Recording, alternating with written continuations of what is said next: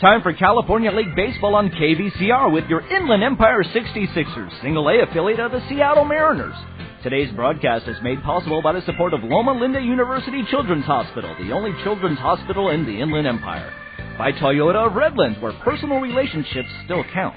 By the more than 50 Southern California Farmer Boys Fast-Restaurants, fresh food served fast. And by the Arrowhead Credit Union, serving the Inland Empire communities for more than 50 years. Now let's head out to the ballpark.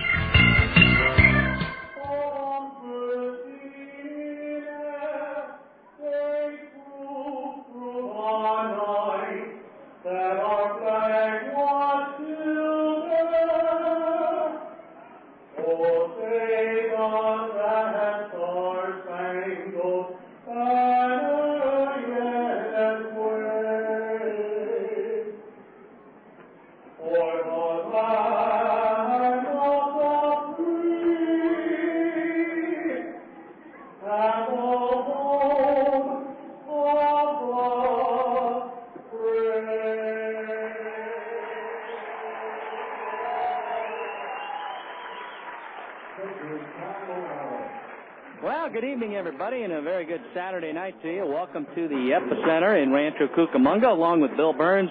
This is Mike Sager as we get ready for Game 2 of this three-game weekend series. The 66ers leading in the South Division by 5.5 games. And Rancho Cucamonga, the Quakes, who shut the Sixers out 2-0 last night, they would currently be the second-place team as they come in one game over 500 at 28-27. The Sixers 33-21. Last night, only the third time this year that Inland Empire has been shut out, all three times on the road. It was just their second loss in the last 13 games. The Sixers 0 for 6 with runners in scoring position, 3 for 14 with runners on base, and also grounded into two double plays. So even though they out-hit the Quakes 8-4, they still lost the game. And in fact, at one point, the Sixers, a combination of pitchers, retired 13 straight Rancho batters. So the magic number to clinch the first half going into play tonight is down to 11, and this would be game number 55 out of 70. Robert Rohrbaugh will try to run his record to 5-0 as he gets the start for the Sixers tonight. Rohrbaugh 4-0 with a 133 earned run average. And on the hill for the Quakes, we had a last-minute change. Kid they just called up from extended spring training, right-hander Amalio Diaz. Diaz starting in place of Anthony Ortega, who is going to make a spot start tonight. Ortega is out with an infection, and Ortega was going to be starting in place of right-hander Nick Green, who just got promoted to Double-A a couple of days ago. So Diaz, we know very little about him, and I'm sure he's got to have some butterflies out there coming in from extended spring in Arizona and pitching in front of what should be a pretty big crowd tonight in his debut.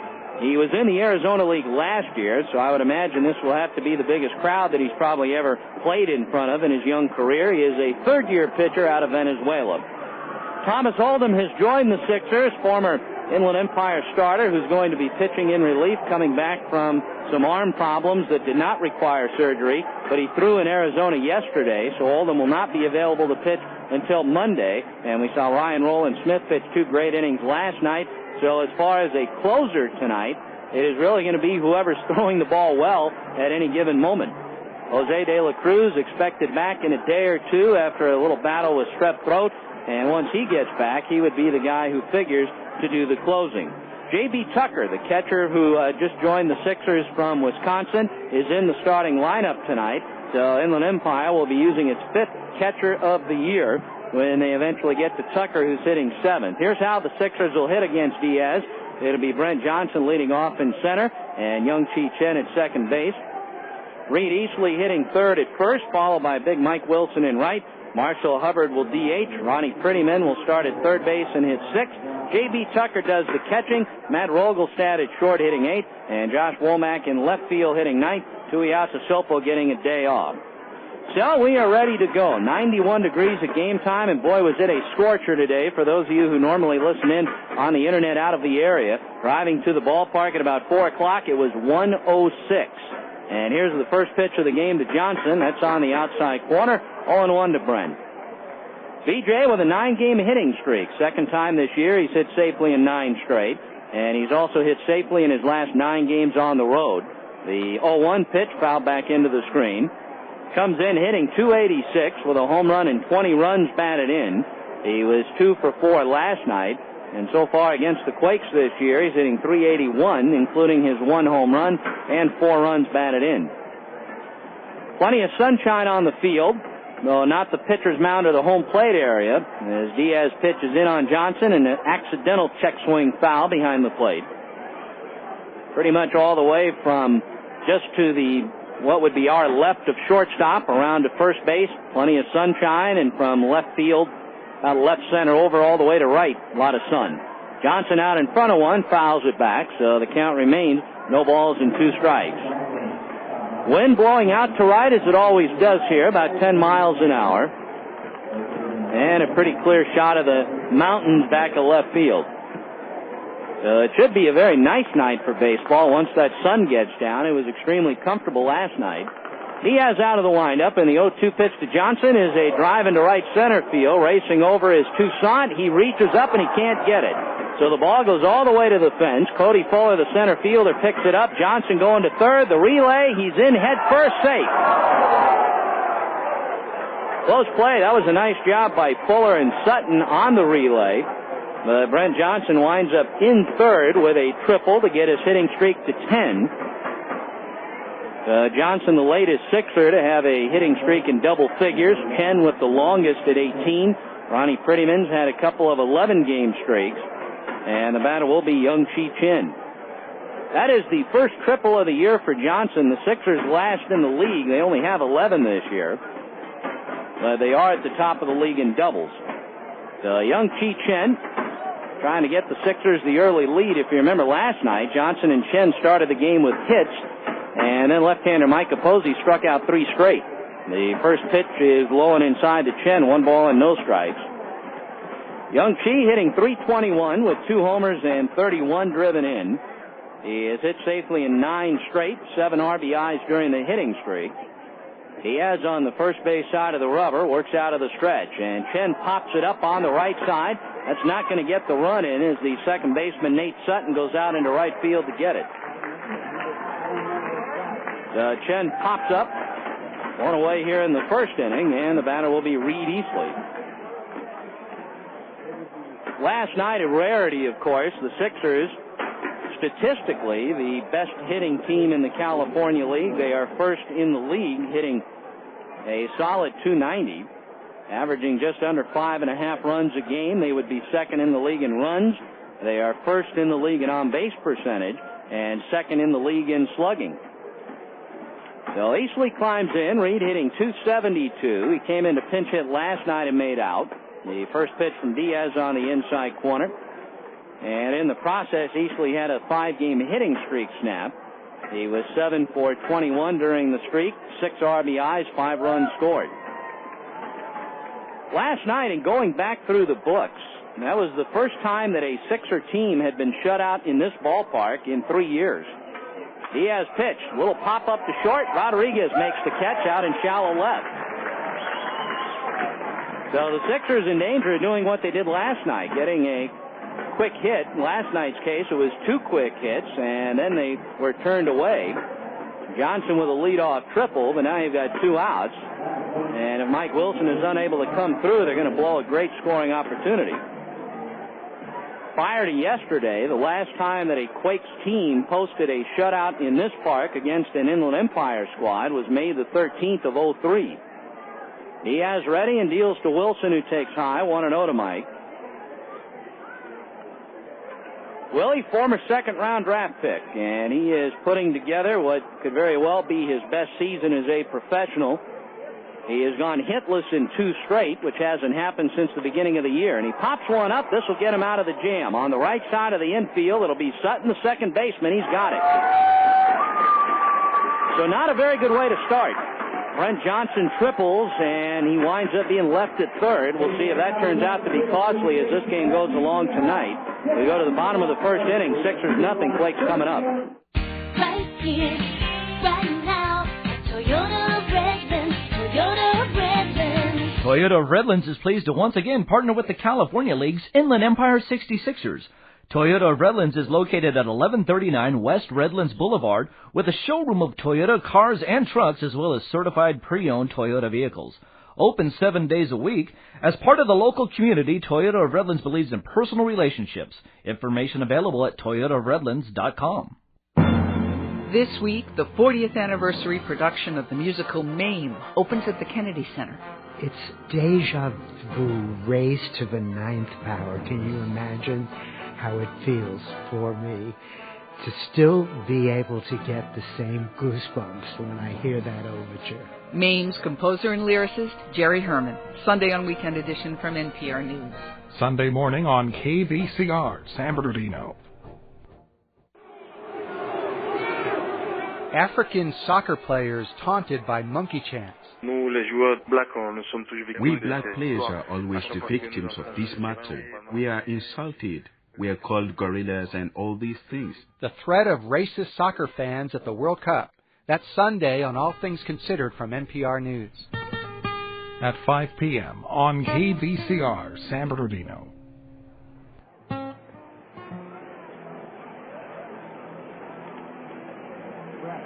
Robert Rohrbaugh, 6'2" left-hander who has been perfect this year, 4-0. He has picked up wins in his last 3 outings. He got a win against the Quakes back on the 18th. In San Bernardino, he went 4 scoreless, struck out 2, and gave up 2 hits in the game. So Rohrbaugh on the hill, getting ready to face second baseman Nate Sutton, and then Ryan Leahy, the third baseman, and finally the shortstop, Sean Rodriguez. Rancho Cucamonga playing Game 9 of a 10-game homestand. They have split the 8 games so far. Quakes lost 4 straight. And then they beat Lancaster the other day and then beat the Sixers yesterday. So they have won back-to-back games. And by winning yesterday, the Quakes assured that they would not fall under 500, where they have not been yet this year. First pitch to Nate Sutton is low. 1 ball and no strikes to the left-hander, who has been red hot of late. Sutton with 2 hits yesterday, 4 hits the day before. Takes a fastball on the outside corner to run the count 1-1. So he's hitting .277 on the season with 2 home runs and 14 RBIs. He has hit in his last 4 games. Rohrbaugh's next pitch, fastball knee high for a strike, and the count 1-2. Nate hitting .370 on the homestand with 6 runs batted in. Leans out just a little bit as he takes a pitch low and outside, 2-2. When this series is over tomorrow, the Quakes will hit the road for a while. They go to Visalia for 3, San Jose for 3, and then High Desert for 4. As Sutton hits one into shallow center, Johnson will not get it. That's a base hit. The Quakes got the only run they would need last night in the first inning. They ended up adding another one in the 8th, but the Sixers didn't score any. So Sutton is aboard, the hitting streak at 5, which matches his longest of the year. And here comes the right-hand hitting third baseman Ryan Leahy, who has played quite a bit of second and third this year. Leahy hitting .244, is 1 for 8 this year against Inland Empire. He was 0 for 3 yesterday. Hasn't been doing a lot of hitting of late. Rohrbaugh with a pickoff to first that gets away. So that'll send Sutton to second, where he will stop. Chen picks it up, and we'll see who they're going to charge the air on. It's going to be on Rohrbaugh, so a throwing error on Robert. And Rancho with a runner at second base, nobody out. Sixers did not make an error last night, nor did they make an error the night before. They had committed 15 errors over 6 games until making none in their last 2. But they are still second in the league in fielding. So Leahy with an RBI opportunity, a .250 hitter in the clutch this year. Ronnie Prettyman up on the edge of the grass at third base as Rohrbaugh looks at second and deals home. A bunt attempt. Leahy did not offer at it, though, and he takes inside. 1 ball and no strikes. Robert Rohrbaugh, second-year pitcher, had a solid rookie season in the Northwest League last year, going 5-2 with a .384 ERA for Everett after the Mariners made him a 7th-round draft pick. Looks back at second, and a bunt shown by Leahy, who lets it go by and takes a ball. So the count now 2 balls and no strikes. Ryan Leahy spent a little bit of time with the Quakes last year. He played in 39 games with Rancho. He also appeared in 43 AA games. He is in his third year after being signed as a non-drafted free agent in 04. Rohrbaugh back to second base, and Sutton back easily. Even with the loss yesterday, the Sixer pitching continues to do a tremendous job. They have allowed just 60 runs in the last 17 games, 46 of those earned for a 2.76 team ERA. Next pitch is taken low, so Rohrbaugh now behind 3 balls and no strikes. Rohrbaugh has not allowed a run in the first 2 innings of his starts this year. This would be his 7th appearance and number 6 as a starter. On top of that, going into his outing tonight as he comes back 3-0, and that's inside. So a walk following the leadoff single. And now you've got the 2 big boppers for the Quakes coming up, Sean Rodriguez and Mike Collins. That is only the 5th walk Rohrbaugh has issued, compared to 22 strikeouts in 27 innings. You know, when you look at the head-to-head, it's kind of amazing that the Quakes have even won 2 of the 5 games against Inland Empire, because in the 5 contests, Rancho has scored just 15 runs. They are hitting only 163, and the 2 guys who are right in the middle of the order, Rodriguez and on-deck hitter Michael Collins, are a combined 5 for 33 against the Sixers. That's a 152 average. And the 2 games that Inland Empire has lost to the Quakes very easily could have been victories. When Rancho beat them in San Bernardino, that was the night the Sixers walked 7 and hit 5. And in fact, last night was the 4th time in their 5 meetings that the Quakes only had 4 hits. Rodriguez takes the pitch low, so Rohrbaugh a little bit off here in the first inning. 1 ball and no strikes. Sean coming off a month of May that saw him hit just .231. And that after getting out of the gate, hitting .388 in April, but he did hit 5 home runs and drove an 18 in May. He has team high 9 homers for the year, and he takes a 1-0 strike to even the count 1-1. Quakes and the Sixers meeting for the 6th time this year, and tomorrow afternoon's 2:05 game will be the last time they will meet in the first half. So these are big games in particular for Rancho. No score in the first inning. Rodriguez pulls it into left field, base hit in front of Womack. The runners had to hold up, so the bases will be loaded, and there's nobody out. It has not been very often at all this year that Rohrbaugh has been in any kind of trouble. Really, the only game he was would have been his second start. And that's about it. In fact, of the 4 runs he has allowed, 3 came in his second outing back in mid-April. So the bases are loaded for one of the league's best clutch hitters, Mike Collins, the catcher, who with runners in scoring position this year is hitting .411. And with the bases loaded, 2 for 4 with a double and 6 RBIs. Collins 0 for 2 last night. He had hit safely in 12 straight here at the Epicenter, and that was snapped.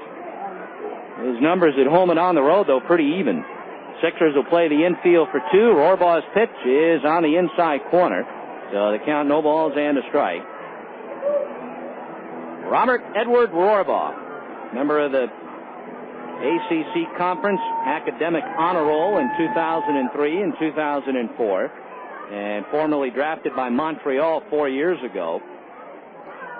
He is a competitor, that is for sure. Outfield straight away on the right-hand hitting Collins. As the 0-1 pitch on the way is a bouncer back at third. Prettyman drops it, steps on the bag, goes to first, and they still do get the double play as the run scores. That will not be an RBI for Collins, who drove in the first inning run last night when he bounced to short. So Prettyman at least able to turn 2. I think Ronnie was trying to get the ball out of his glove before he had it in an attempt to come home and get the lead runner. And as he was playing in, had he been able to hold on to it the first time, I think they probably would have gotten the out at home. So Sutton scores. Rodriguez up to second. Leahy is out, going to third. for Collins, his fifth double play. And here comes Pat Riley, left-handed batter. Riley hitting .301 with the Quakes since joining them in early May. And Rohrbaugh's curveball is over for a strike, 0-1. Riley, in fact, has reached base safely in his last 15 games. And during that stretch, hitting .340. A little bit of an open stance as Rohrbaugh gets one over the inside corner. So the count, no balls and 2 strikes. Rohrbaugh out of Littleton High School holds his school record for victories. Won 22 games during his prep career back in Pennsylvania. 0-2 the count. Looks back at second, and the pitch. And one is low and inside, so the count 1-2 to Riley, who is hitting .340 at the epicenter. And that compared to .250 out on the road. Riley had a pretty good debut last year. Signed with the Angels out of the University of Arizona. They sent him to the Pioneer League, where he mainly DH'd. Lays the bat over his left shoulder as Rohrbaugh's pitch is low and outside. 2 balls and 2 strikes. Riley went to high school in Reno, Nevada. He was a pitcher and a center fielder in his high school days. He earned 3 letters on the diamond and was his team captain his junior and senior years. A look back at second by Rohrbaugh, and Riley hits one off the hands up along first base, but that'll go foul. So we will try it again here with a count 2-2. Quakes this year 23-9 when they have scored first. The Sixers and the San Jose Giants are the only teams in the California League who have a winning record when the opponent has scored first. In games against them, the Sixers this year 12-11, and the other team has scored the first run. Of course, the Quakes pitching has been phenomenal these last 3 days here. They have allowed just 2 runs. And the young rookie right-hander, Mario Diaz, able to work out of a first-inning jam here. Rohrbaugh's 2-2 pitch to Riley is a swing and a miss, so Riley down on strikes. That'll end the inning. The Quakes, though, able to get a run on 2 hits, though it could have been a lot worse than that because they had the bases loaded with nobody out. So we played one here at the epicenter tonight. Quakes on top of the Sixers, 1-0. I'm Brooke Gladstone, and on this week's On the Media, is the business model for broadcast TV crumbling? Last year, my co-host Bob Garfield predicted the new media would wreak havoc on the old. We check in with the experts to see if he was right. Plus, the inventor of the leak was a U.S. president. Find out which one on the next edition of NPR's On the Media. 4 p.m. Sunday on KVCR, San Bernardino. Arrowhead Credit Union, serving the communities of the Inland Empire for more than 50 years with convenient locations. Arrowhead Credit Union offers savings and loan programs and provides members access to over 1,800 service center locations and over 25,000 ATMs nationwide. If you live, work, or worship in San Bernardino or Riverside counties, Arrowhead Credit Union can provide you with rates, friendly service, and convenience. Information is available at arrowheadcu.org. Hi, I'm André Layeux. My orchestra and I enjoyed our visit to Pasadena for 2 concerts last December. Winter in the Netherlands is much colder than Southern California. We will be returning to your sunny state in December of 2006 to perform for you at the Arrowhead Pond in Anaheim.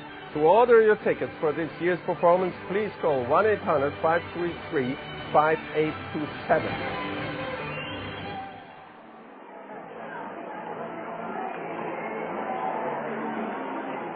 Top of the second, the Sixers unable to take advantage of Brent Johnson's leadoff triple, left him at third. And the Quakes getting a first-inning run. So the ball game tonight pretty much starting out just like last night's game when the Sixers blew a scoring chance in the first inning and then watched the Quakes get one.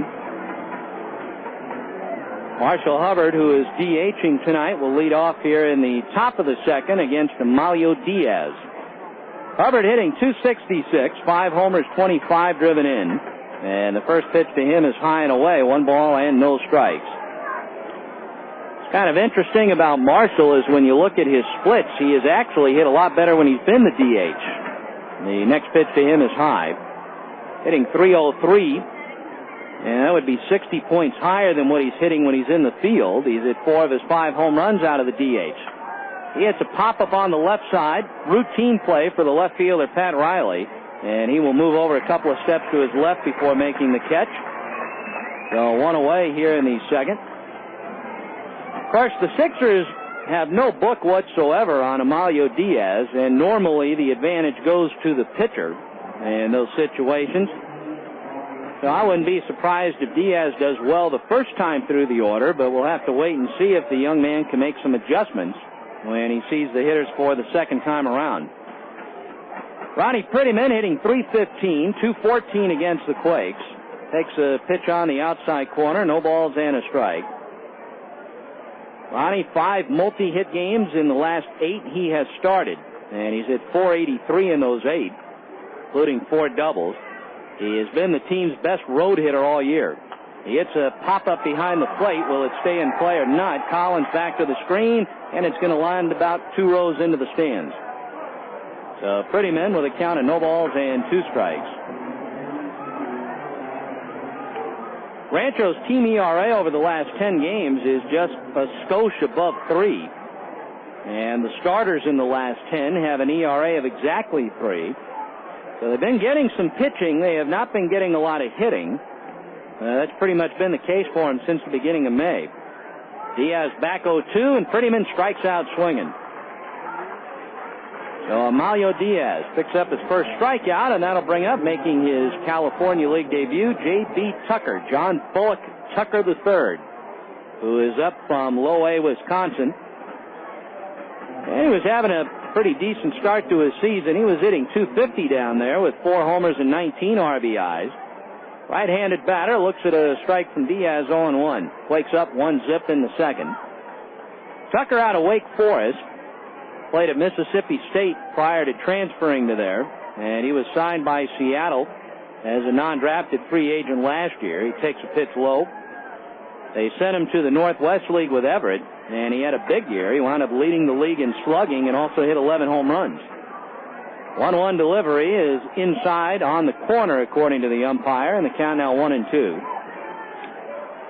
Tucker, 5'11", 200 pounds. He is the 5th catcher that the Sixers have used this year. Takes a pitch outside and low, 2-2. And in fact, with Tucker in the ball game tonight, the Sixers have now used 35 players this year. And when Thomas Oldham gets into a game probably Monday, it'll be 36. And Oldham will be the 18th different pitcher. Diaz 2-2 pitch is lined off to the right foul. So Tucker still up there 2 apiece. JB was a 5th-year senior at Wake Forest. He was a second-team all-conference player. One of 4 Demon Deacons to start all 58 games last year. Outfield toward right as Diaz pitch is chopped to third. Going over to his left is Leahy. He throws low, but in time for the out. So the Sixers gone in order. We head to the bottom of the second here at the Epicenter tonight. 1-0 in favor of the Quakes.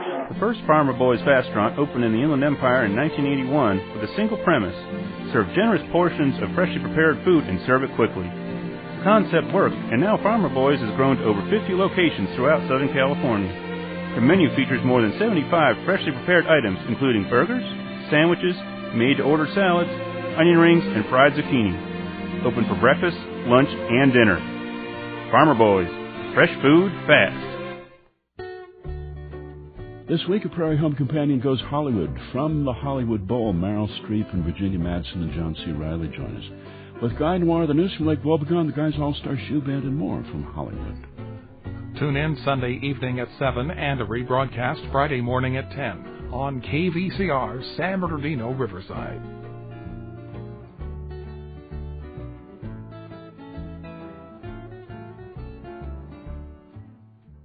At Loma Linda University Children's Hospital, they're committed to providing your child with advanced care as the only children's hospital in the Inland Empire. From cuts or broken bones to cardiac care and transplants, the medical staff at Loma Linda University Children's Hospital attends to each child with love, concern, and personal attention. Loma Linda University Children's Hospital. Information at 1-800-825-KIDS.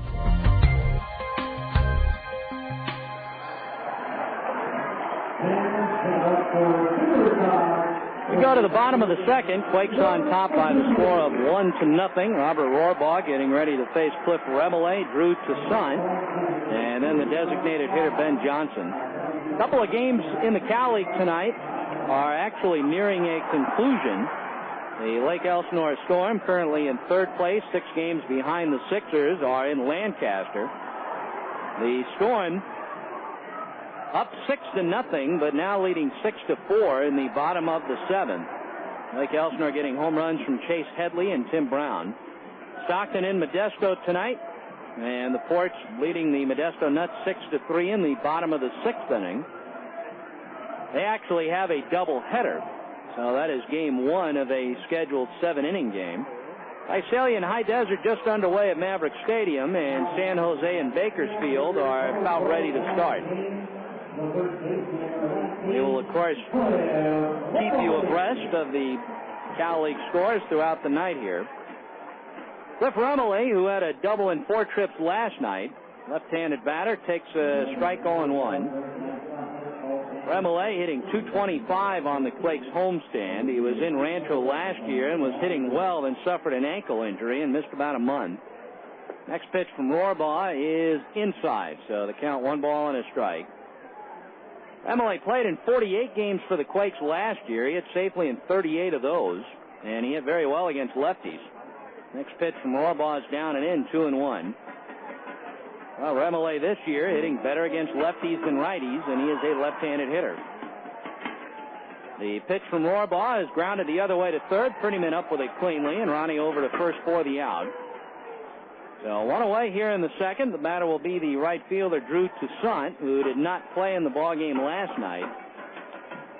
Toussaint, a kid with a lot of power, but he has had a lot of trouble making contact.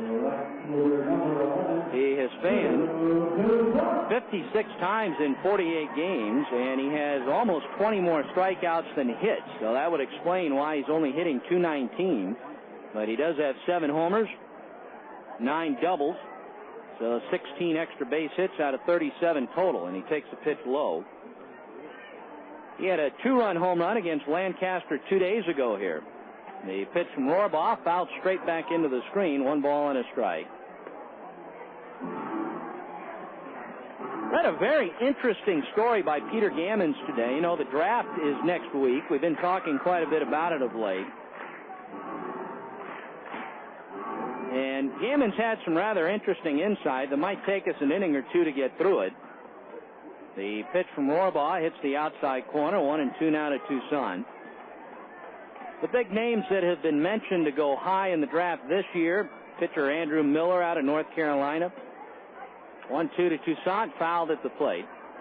Luke Hokevar out of Tennessee last year. He and the Dodgers unable to agree to terms, and the Dodgers lost his rights. Hokevar pitching an independent ball currently.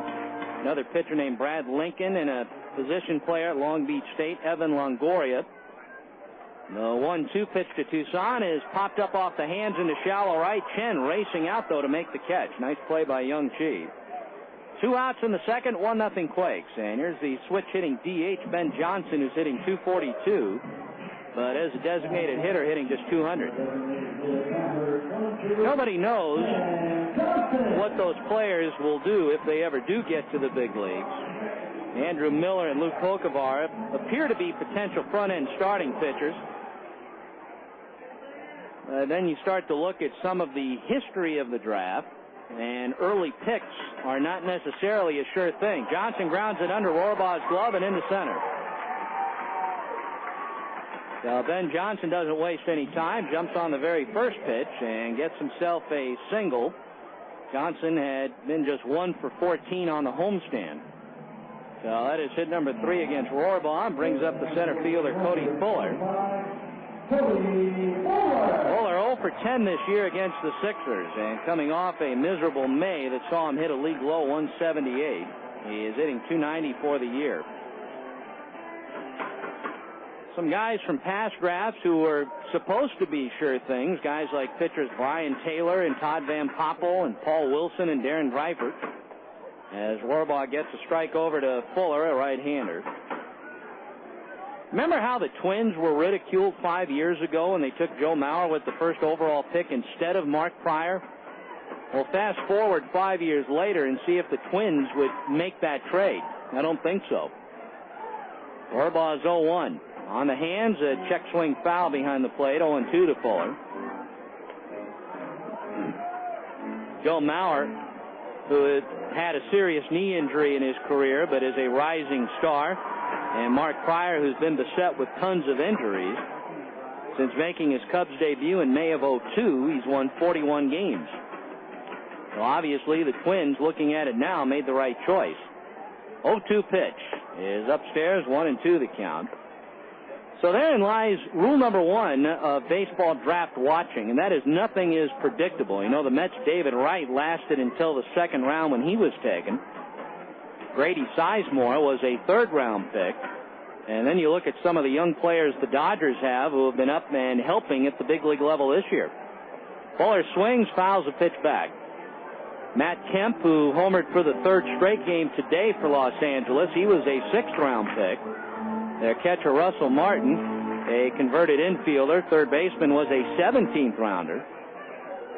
And if you go back to 1990, going into the 90 draft, the consensus was that Todd Van Poppel was far and away the best player on the board to be drafted. Orbaugh's 1-2. Fuller chases one in the dirt, picked up by Tucker, who fires high to first, but Easley stays on the bag, and that'll do it. So Robert Orbaugh strikes out his second batter of the night, gives up a two-out hit, but the Quakes strand a runner, and at the end of two, it's 1-0 Rancho. Church's Chicken is proud to be part of the Inland Empire 66ers. With 39 locations throughout the LA and Inland Empire area, there's a Church's Chicken near you. Featuring a spicy and original crunchy chicken, crunchy tenders, or spicy chicken sandwich with side selections of mashed potatoes, corn on the cob, and coleslaw. Need to feed an entire baseball team? No problem. Church's is ready to take your order. Church's Chicken, we've got the crunch. You wouldn't want your favorite sports team to only play offense or only play defense, would you? Allstate would like you to know they have a plan to combine both home and auto insurance to help serve you. Allstate is there to provide assistance for each client. In Ontario, Allstate agent Sal Ayala Jr. is there for you at 909-984-8528. At Allstate, you're in good hands. Subject to availability and qualifications, Allstate Insurance Company, Allstate Property and Casualty Insurance Company, and Allstate Indemnity Company, Northbrook, Illinois. When you listen to Car Talk, you benefit from our decades of experience. We use it all the time, and it never works. And you'll learn about our highly specialized diagnostic techniques. So you need to do the Tom Magliozzi fuel pump field test. Okay, how do you do that? You hit it with a hammer. We're Click and Clack the Tappet Brothers for advice we know you won't get anywhere else. Thank God. Join us for Car Talk. Saturday mornings at 9 and Sunday mornings at 11. KVCR, San Bernardino. Well, going back to their last at-bat on Thursday, the Sixers have been shut out for their last 12 innings. And that, in and of itself, pretty remarkable considering how well they've been hitting. Going in tonight, they'd scored at least 6 runs in 5 of their last 7 games. And Matt Rogelstad will lead off, and Diaz starts him with a strike knee high. Rogie hitting 185.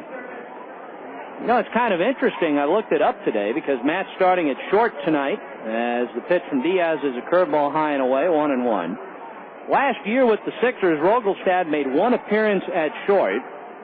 And the interesting thing about it, as Diaz delivers 1-1 outside, 2-1, it was on June 1st last year against Rancho, so almost a year ago exactly, that he made his only appearance at short for the Sixers in 05. Next pitch to him is on the hands, foul back, 2-2. They're talking about the history of the draft and how early round draft picks do not necessarily mean that the player is going to equate into a great big leaguer or even spend much time at the big leagues, period. Diaz deals 2-2, and that is a little bit high and away. 3-2, Womack on deck. They're talking about 1990 and Todd Van Poppel. Well, back then the Braves owned the first overall pick in the draft. And their GM at the time, manager Bobby Cox, as Rogelstad fouls it back. Well, the Braves wanted to sign Van Poppel, and Cox negotiated with him. But in the midst of the negotiations, he just didn't like what he saw in Van Poppel's eyes. So Bobby Cox flew to Jacksonville and made a pre-draft deal with a young high school shortstop. As Diaz delivers 3-2 to Rogelstad, popped him up, down the left field line, headed toward the stands, and it will drop untouched. Pat Riley coming over, but couldn't quite catch up to it. Well, for weeks after the draft, Bobby Cox was ridiculed by scouts and a lot of people in the media for making what they viewed as a cheap choice rather than trying to take Van Poppel. Well, the shortstop that he took instead of Todd Van Poppel, Chipper Jones, who is arguably bound for Cooperstown. The 3-2 to Rogelstad, fouled back.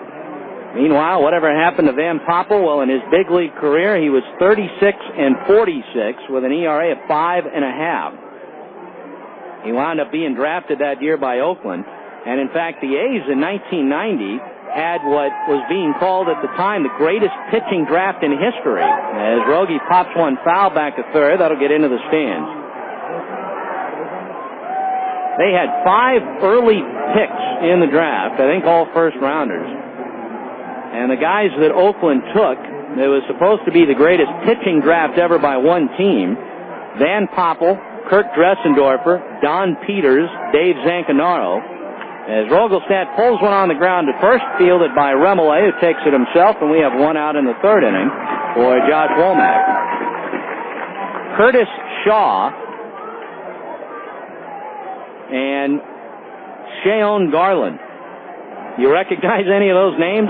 Well, you might recognize Dressendorf. He was the only other one other than Van Poppel who ever made it to the big leagues, and he was 3-3 before injuries cut short his career. Meanwhile, Tanyan Sturtz was taken by the A's in the 23rd round that year as Womack lifts one into center and hit pretty deep. Fuller going back will make the catch shy of the warning track. So 2 outs in the third. And here's the leadoff hitter, Brent Johnson, who tripled to start the game, but wound up staying at third base. Tanyan Sturtz turned out to be the best pitcher that Oakland took that year. The first 8 players taken in the 1991 draft were pitcher Brian Taylor by the Yankees, Mike Kelly, David McCarty, Dimitri Young, Ken Henderson, John Burke, and Joe Vitello. And again, unless you're a real big baseball fan, you probably would only recognize maybe a couple of those names. The wind and the pitch to Johnson. That is downstairs, 1-0. Quakes up by that same score in the third.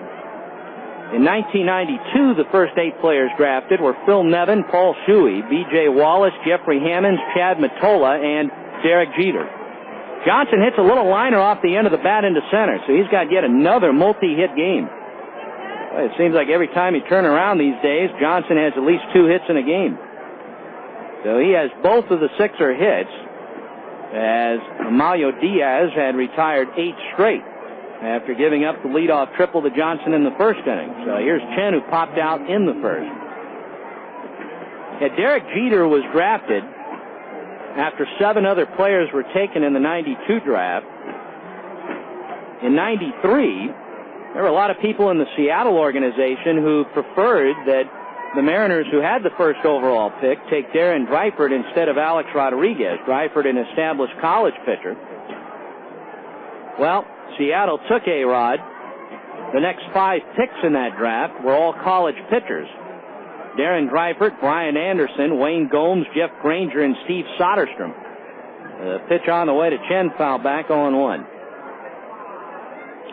And then 1994, Nomar Garciaparra, Paul Konerko, and Jason Varitek were taken in succession, but they were taken with the 12th, 13th, and 14th picks in the draft. And meanwhile, the first 7 players taken in 94, Paul Wilson, Ben Grieve, Dustin Hermanson, Antoine Williamson, Josh Booty, and McKay Christensen, and Doug Million. Pitch to Chen is high and away, 1-1. Well, Josh Booty made it, but he made it in the NFL. The first player taken in the draft in 97 was a kid by the name of Matt Anderson. Diaz with a set, about letter high. Johnson a bluff at first. He'll draw a throw. Josh Hamilton was the number 1 player taken in 99, and a tremendous young talent. His career has been stalled because of personal problems, mostly related to drugs and alcohol.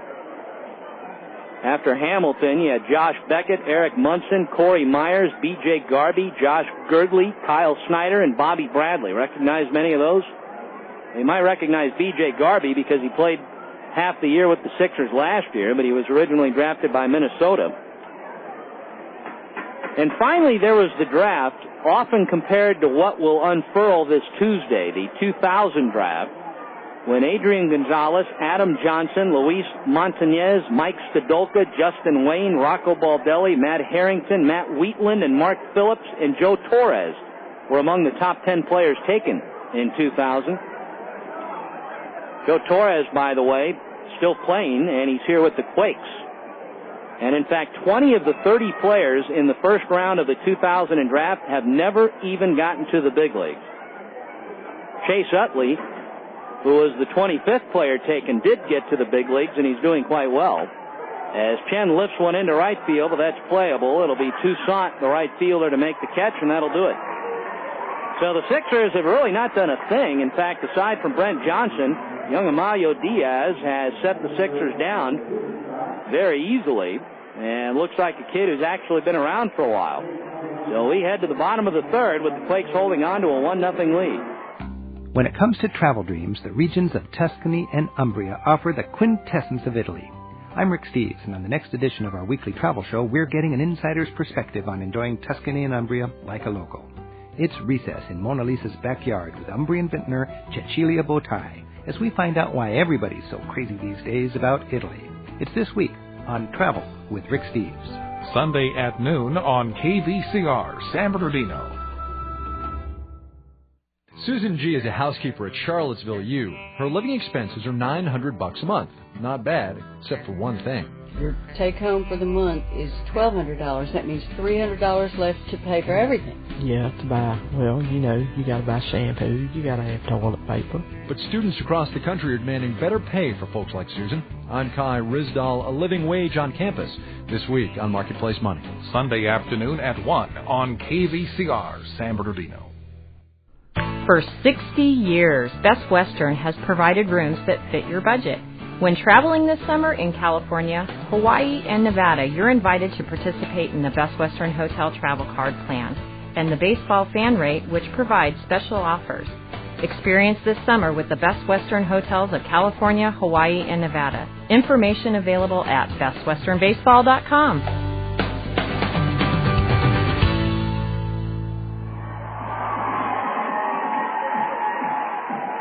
Bottom of the third here at the Epicenter in Rancho. Lights have not quite taken effect as the Quakes with a first inning run lead 1-0. The crowd is reacting to a promotion on the field. They've got the Superstars here tonight. I don't know how many of you have ever seen them. They're a very popular act that tours minor league ballparks across the country.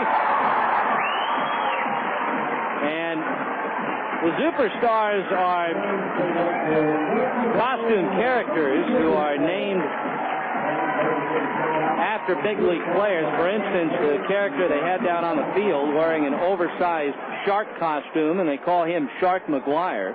And he was doing a little dance number with someone wearing a 66er uniform, but it was part of the Superstar crew. It was not a Sixer player. As Nate Sutton leads off against Rohrbaugh and takes low and in. Sutton with a single in the first inning came in to score the only run of the game so far. So he has really been hitting a ton of late. The next pitch from Rohrbaugh is taken below the knees, ball 2-0. I was talking about that 2000 draft, and there were a lot of busts in that draft. As Sutton fouls it away to the right, 2 balls and a strike. Farther down the list, in the 8th round, you had Dontrell Willis and Brandon Webb, who were drafted respectively by the Marlins and Arizona. Rohrbaugh's 2-1 pitch is a bouncer to first, big one-hopper to Easley, and he will underhand to Rohrbaugh, who can't hold on to it. So a routine play that ball players from the major leagues all the way down to the lowest rung in the minors practice relentlessly in spring training. The pitcher covering first. Normally that's a routine play, but nothing routine about it that time as the ball got away. They have not yet ruled on the play, but it can only be one thing in air. And it goes up on the board. I'm assuming it will be on Rohrbaugh because the feed from Eastley was a good one. That means Roberts made 2 errors, one on a throw and one on a fielding play. Now, Ryan Leahy, the batter, will see if Bobby Mitchell asks him to try to bunt. Sutton 6 out of 9 in steals. And Rohrbaugh's pitch home. Leahy not showing bunt, takes one down and in, 1 ball and no strikes. In the third round of the 2000 draft, Cleveland took Grady Sizemore. The A's got Rich Harden in the 17th round that year. 1 ball and no strikes as Leahy takes another pitch inside, so 2-0. And Colorado got Garrett Atkins in the 5th round and Brad Hopp in the 11th round. So you kind of get the idea. A lot of your star players are not necessarily first-round draft picks. 2-0 pitch to Leahy is low and inside. So Rohrbaugh fighting things a little bit here behind 3-0 as the Quakes try to add to this 1-0 lead. If you look at the players who represented the 2 All-Star teams last year in the majors, the majority of the players, 20 of them, as Leahy takes a strike, 3-1, 20 of them were not even drafted. They were basically players who were signed on the international market who are not subject to the draft. There were 14 first-rounders who were Major League All-Stars last year, 6 second-rounders. The 3-1 to Leahy, swung on, bounced up the middle toward short. Rogelstad to Chen, back to Eastley, double play. So the Sixers second to Bakersfield in turning double plays, and they have gotten 2 of them tonight. Inland Empire has now turned 50. So that means that Rohrbaugh's error will not factor. Nobody on for Sean Rodriguez. The ideal equation, according to most insiders, is to get 2 quality players each year out of the draft. And right now the draft limited to 50 rounds. Rodriguez is singled in the first, takes low. And then get a couple of good international players. There's a slow chopper up the middle. Rogelstad charging, and he can't find the handle. The ball squirts away, and that'll probably be an infield hit. Rodriguez runs fairly well, and it would have been a tough play to get him anyway. We'll have to see how they rule on it, though, as Michael Collins gets ready to hit, and that will indeed be a single. Collins grounded into a 5-3 double play that brought in the only run of the game in the first inning. Another rule in the amateur draft is that catching is a very tough commodity to find, and one scouting director claims that while some clubs will overdraft a catcher out of desperate need, none of the catchers in this draft are much better than second or third rounders. And that includes Pepperdine's Trad Tracy, who is the son of Pirates manager Jim Tracy. Rohrbaugh with a step off and a throw to first, not in time. You know, Russell Martin, who I talked about earlier, he was a second baseman in junior college, a 17th round pick of the Dodgers, converted him from third base, and he might be the best young catcher in the National League. Paul LaDuca and Michael Barrett, who are catchers, were also guys who were converted. 1-0 Rancho in the third, bottom half here with 2 outs. And another throw to first, that one a little bit closer as Rodriguez had extended his lead. Sean 7 out of 10 in steals. From 1984 through 2004, 33 different catchers were picked in the first round. Charles Johnson and Jason Varitek were selected twice. Of those 33, only 6 turned out to catch 130 games in a major league season. Rohrbaugh set at the belt, and the pitch to Collins swung on and missed. Throw to first by Tucker is not in time. Count is no balls and a strike. Those 6 catchers, Craig Biggio, Charles Johnson, Dan Wilson, Mike Lieberthal, Jason Kendall, and Minnesota's Joe Mauer. 13 of the 33 never caught a single game in the majors.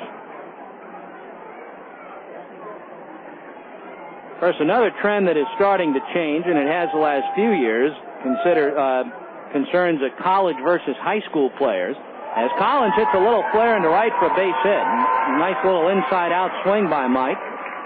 Rodriguez stopping at second. So the Quakes have 2 on, 2 out. And the batter, Pat Riley, who struck out to end the first. The A's and the Red Sox last year in June were in the high school ranks in both the sandwich and the second rounds. We have the sandwich round, which is the round between the first and second. And those are two teams that have traditionally over the years gone more for college players than high school guys. But, of course, a lot of that comes out of the whole Moneyball situation. That became an obsession for advocates on both sides of the debate. Outfield straight away on Riley. And Rohrbaugh's pitch to him is a little bounce to the right side of the infield. Chen has it, goes to Easley in time for the final out. So the Quakes retired. They make a little bit of noise but can't score as they get 2 hits, 1 error, but there was a double play in between. And 2 runners left on base, so Rancho has left 4 tonight. And we will go to the 4th inning here at the Epicenter. Bill will be with you in a moment. And our score at the end of 3 is Rancho 1, Inland Empire nothing. The first Lazy Boy recliner, introduced in 1928, was a reclining wood slat folding porch chair. It was designed for nature's way of relaxing by following the contour of a person's body, both sitting up and leaning back. Much has changed since then, but one thing hasn't. Every Lazy Boy piece of furniture is still made with quality and comfort in mind. Lazy Boy Furniture Gallery in San Bernardino, Riverside, Victorville, and Ontario Mills. We're a nation of immigrants, but as Congress considers new policies about immigration, is there a way to preserve our history as a welcoming country? This week on NPR's Justice Talking, the future of undocumented immigrants in the U.S. Should there be a path to citizenship for those who come here illegally? And will the National Guard protecting our border with Mexico make a difference?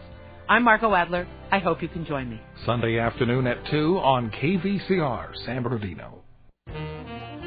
I'm Brooke Gladstone, and on this week's On the Media, is the business model for broadcast TV crumbling? Last year, my co-host Bob Garfield predicted the new media would wreak havoc on the old. We check in with the experts to see if he was right. Plus, the inventor of the leak was a U.S. president. Find out which one on the next edition of NPR's On the Media. 4 p.m. Sunday on KVCR, San Bernardino.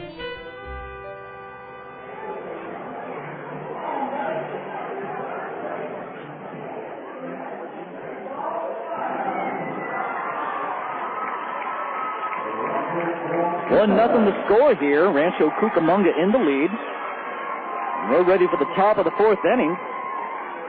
Coming up for the Inland Empire 66ers, we're going to see Reed Easley, Mike Wilson, and then Marshall Hubbard making his way up to the plate. So there's your 1, 2, 3 to start things off. 1-0 Quakes. They grabbed that run back in the first inning. A single by Nate Sutton to lead things off in the bottom of the first. And they brought him all the way around to score. He reached second on an E1 and came home on a Sean Rodriguez single. First pitch to Reed Easley in there for a strike on the outside corner. 2 hits for the 66ers, but 2 errors as well, both of them coming by the starting pitcher today, Robert Rohrbaugh. He's made a fielding error and a throwing error so far here in the ballgame. The next pitch from Diaz is swung on. That's popped way up down the right field line. Moving over towards the right field line is Tucson. He's actually in foul territory right by the bullpen. Leaps backwards and makes the catch. He wasn't underneath the ball directly. He had to take a quick leap backwards. He ended up making the catch. So a nice job there by Tucson to come up with that one. So there's one down. Mike Wilson coming up to the plate. Well, Mike Wilson in yesterday's ball game 0 for 3. Struck out twice, walked once, hit into a double play. Mike looking to get back on track here this evening. And the first pitch to Big Mike, down low for a ball. Mike Wilson facing off against Diaz. Diaz only 19 years old out there. Coming up from extended spring. He deals, and that pitch is high for a ball as well. Diaz looks like he's been trying to throw that curveball for the last 2 pitches, and nothing's been breaking for him. Big Mike stepping in tonight, batting .331 to start the evening. He waves the bat over the plate. Bent knees, wiggles the bat just a touch. That next pitch is right underneath his armpit, and he gets out of the way with some small movement.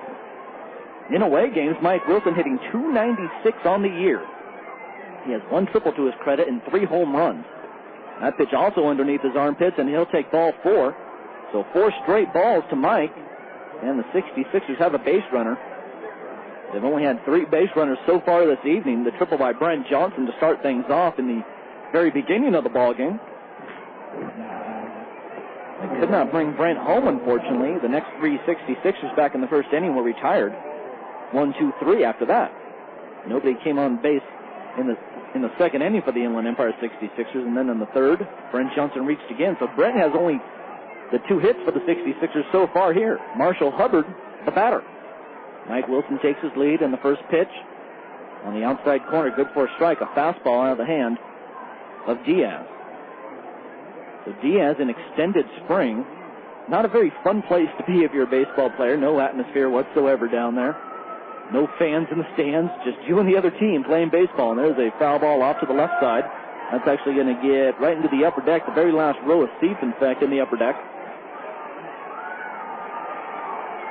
So 0-2 to Marshall Hubbard.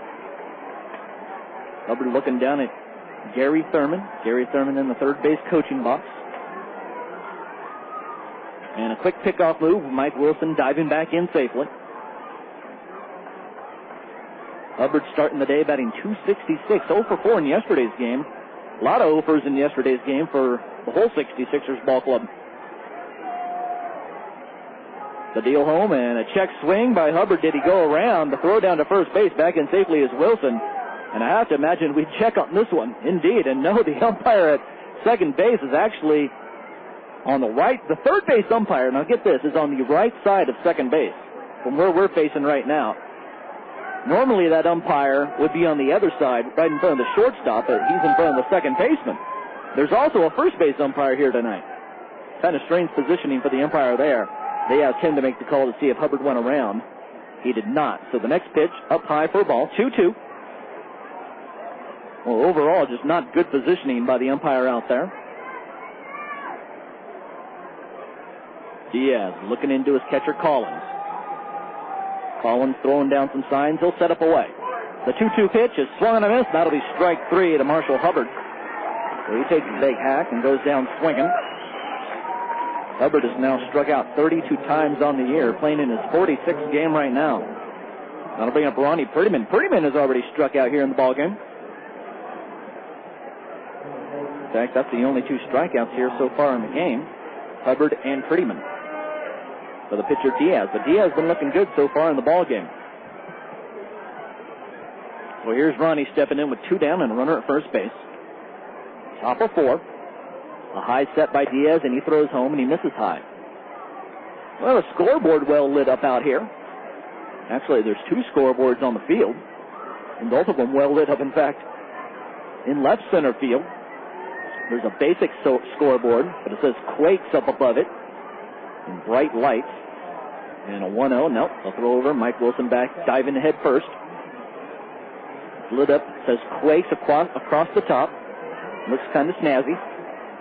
And, of course, the video board in right center field. And a bunch of billboards to go with it. 1 ball and no strike to Prettyman. Left-handed batter, right-handed pitcher. And the deal is swung on. That's popped up down the left field line. It's going to get out of play. About 2 rows back down the left field line, the third baseman, Leahy, was taking a close look at it.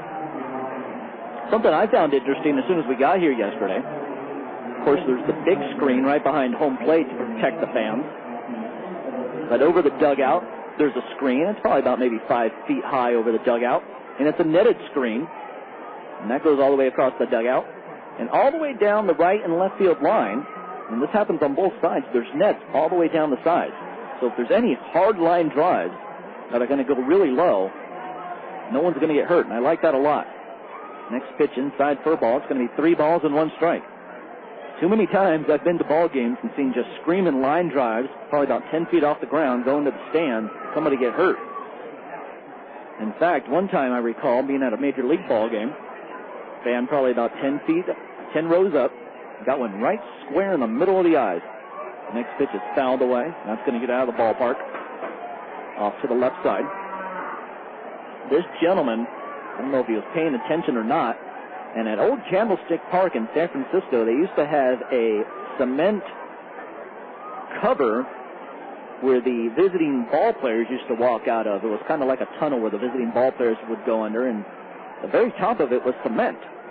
And a hard line drive would go off that and skipped, and it hit this gentleman right in the head, and I swear it picked up speed as it skipped. There's a ground ball to third. They'll throw over to second base to Sutton. So Leahy to Sutton, and that's going to take care of the Inland Empire 66ers here. So they leave a runner stranded with no hits in the top of the fourth inning. 1-0 Quakes. We'll go to the bottom of the fourth. Right here, right now, Toyota Redlands, Toyota Redlands. Toyota of Redlands is pleased to once again partner with the California League's Inland Empire 66ers. Toyota of Redlands is located at 1139 West Redlands Boulevard with a showroom of Toyota cars and trucks as well as certified pre-owned Toyota vehicles. Open 7 days a week. As part of the local community, Toyota of Redlands believes in personal relationships. Information available at toyotaofredlands.com. Monday morning on the California Report, Proposition 227 ended most bilingual education classes in California public schools, but a growing number of immigrant students are again being taught in their native languages. In part 2 of our series, The Language of Learning, reporter Catherine Barron explores the growing trend of dual language immersion classes. I'm Scott Schaefer, and I hope you join me Monday morning for the California Report. Monday morning at 6:50 on KVCR, San Bernardino. New Orleans is sinking faster than expected, and a new report says the levees around the city were poorly built. I'm Neil Conan. The Army Corps of Engineers calls the city's protections outdated, fixing blame, and the levees in New Orleans, plus our regular opinion page feature, Next Talk of the Nation from NPR News. Monday morning at 11 on KVCR, San Bernardino.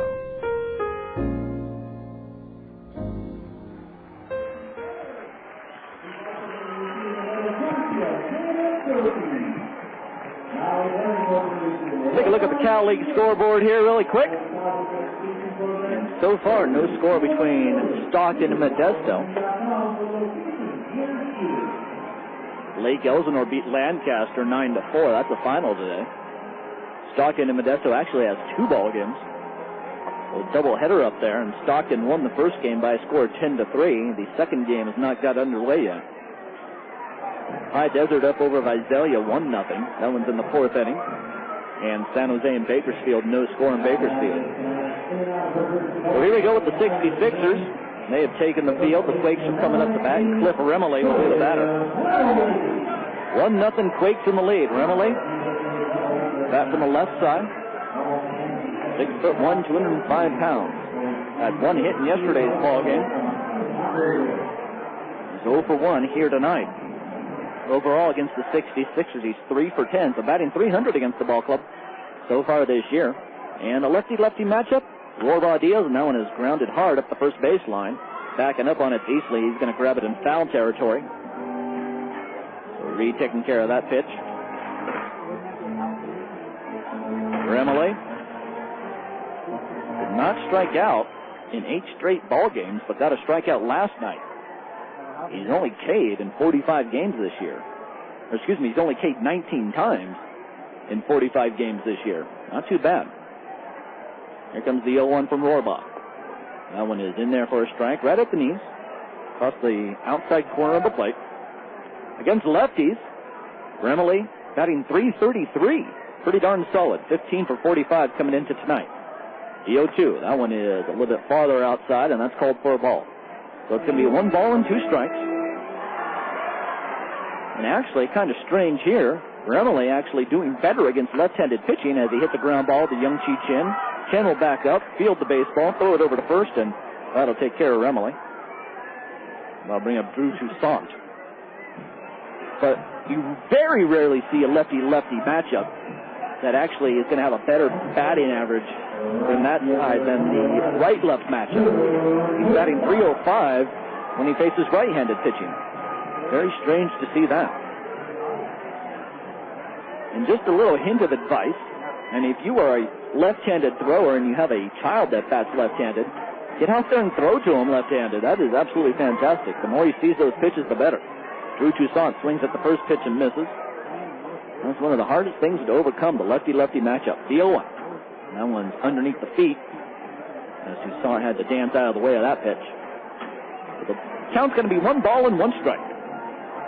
Drew Toussaint. At one point in 11 games, Drew struck out 19 times. Wouldn't be a good session. The 1-1. That one's hit high and deep out to left, but it looks like it's curving foul. Womack giving chase, and that is going to be well out of play. It went over the home run fence, but in foul territory. So a good ride by Drew Toussaint, but he pulled it just a little bit too much. Drew against the 66ers this season, 2 for 11. He actually had 1 2-home run ball game. That was back on the 13th of April. He had 2 home runs, 3 RBIs. He went 2 for 5 that day. The 1-2 pitch, and now it's fouled off of his leg. It's going to hop over to the right side. So Drew Toussaint.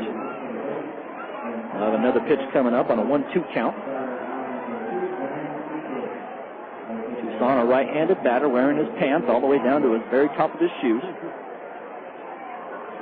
And Warbaugh will deal on the 1-2. That is in the dirt. Nice block by Tucker. J.B. Tucker behind the plate for the 66ers today. This is the 5th catcher for the 66ers this season. And you would think it would affect them, but the team doing very well still on the mound. The team is pitching the baseball very good. Of course, they lead the league in walks, but also lead the league in strikeouts. So the 66ers kind of up in the air. It's very strange how that works out. Here comes the 2-2. That one is swung on. Hit off to the right side, and that's going to get out of play. When you lead the league in walks and strikeouts, I guess things end up evening out sooner or later. 66ers as a team has struck out 442. Here comes the 2-2 pitch. That is swung on, a hard hit ball down the left field line, but foul. So they've struck out 442 and have walked 221.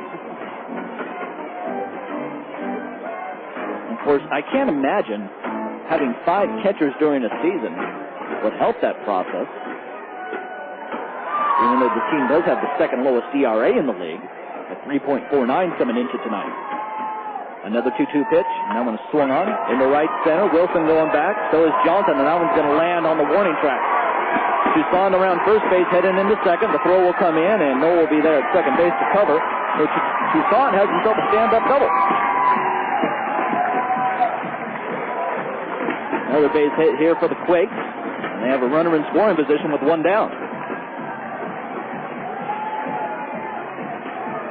Now to bring up Ben Johnson, the designated hitter. Ben Johnson, back from the right side. He's facing off against Robert Rohrbaugh. Ben Johnson, this is his first game in this series against the 66ers. He did not play yesterday. Last time we saw him, he was batting 190 in away games. He has jumped that up quite a bit as he swings at the first pitch he sees and fouls it off up the third base line, just a slow tapper. 1-0 Quakes in the lead. The last time we saw Ben Johnson, he was batting 190 in away games. He's popped that up to 273. But he's only batting 221 here at home. A 242 overall batting average. He's looking for another hit here this evening. He has 1 hit. Had a ground ball up the middle to center field in his first at-bat. The 0-1 pitch. That one is swung on a miss, an outside pitch. In fact, even if he would have got a hold of it, he probably would have just fouled it off. Looked to be at least 6 inches outside. Johnson thought it looked good, so he swung at it. No balls and 2 strikes with 1 down. Toussaint at second base takes his lead. Young Chi Chin about 10 feet away from him. Now he backs off. Robert Rohrbaugh hasn't even gone to his set yet. Working out of the stretch, and now he steps off the rubber.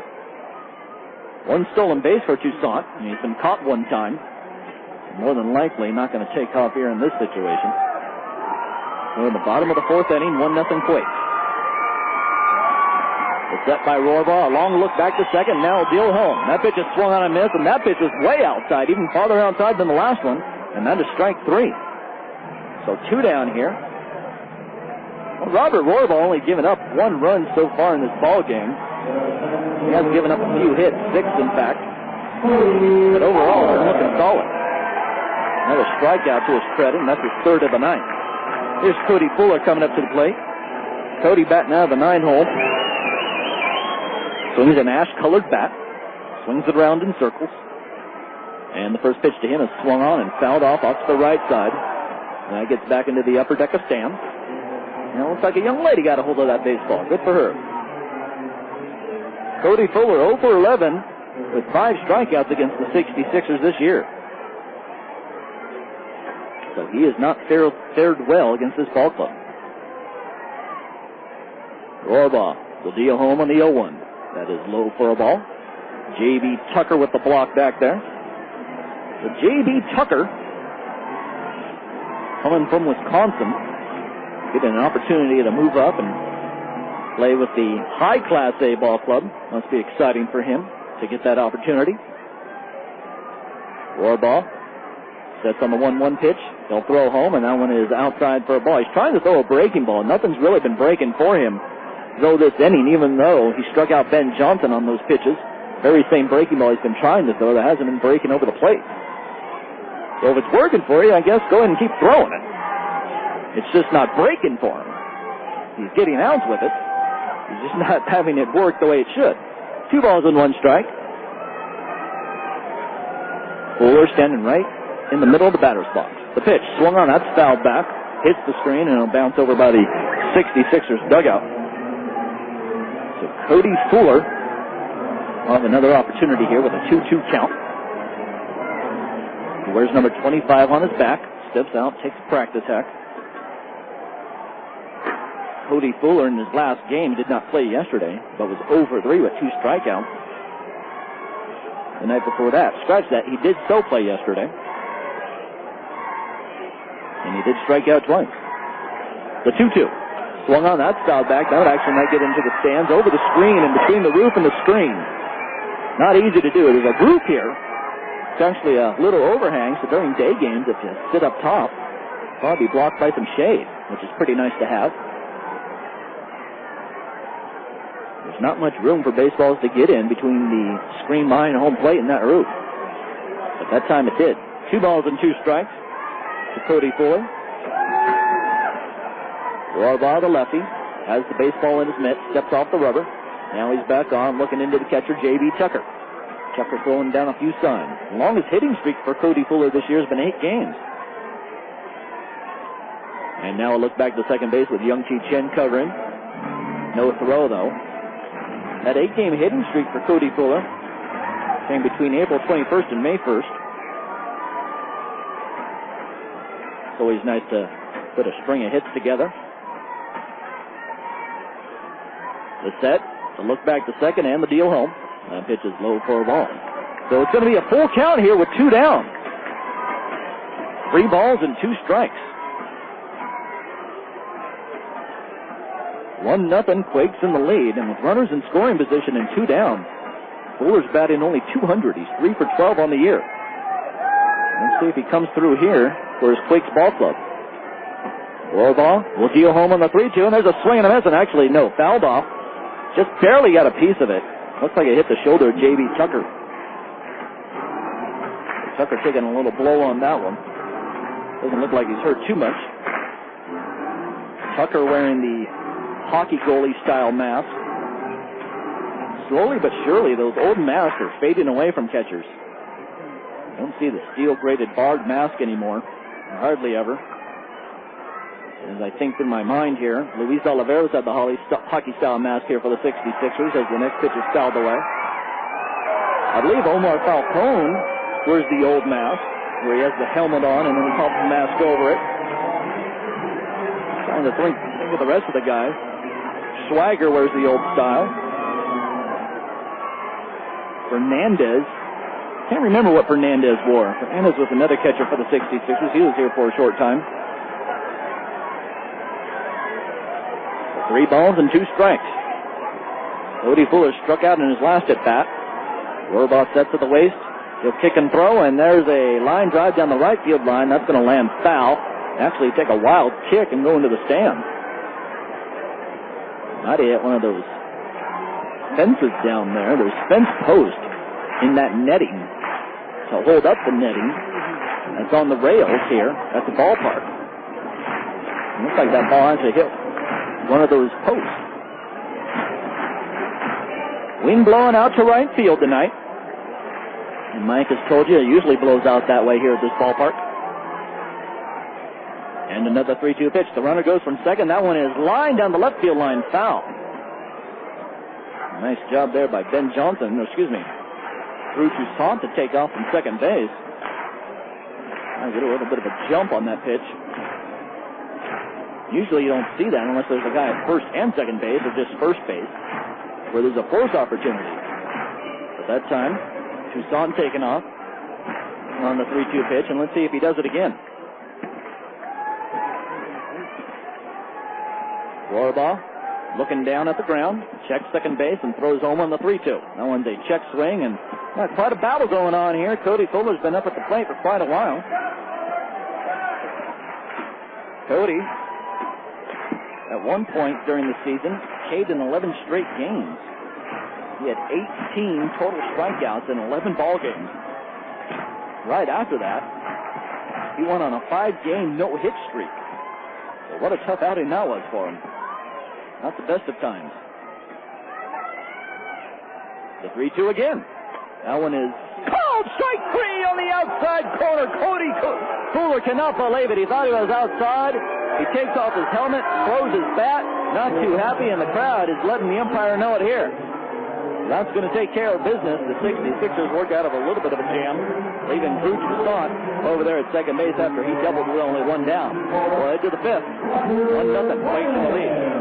Each Farmer Boys Fastrant offers fresh food fast and features a variety for breakfast, lunch, and dinner, providing made-to-order meals served directly to the table.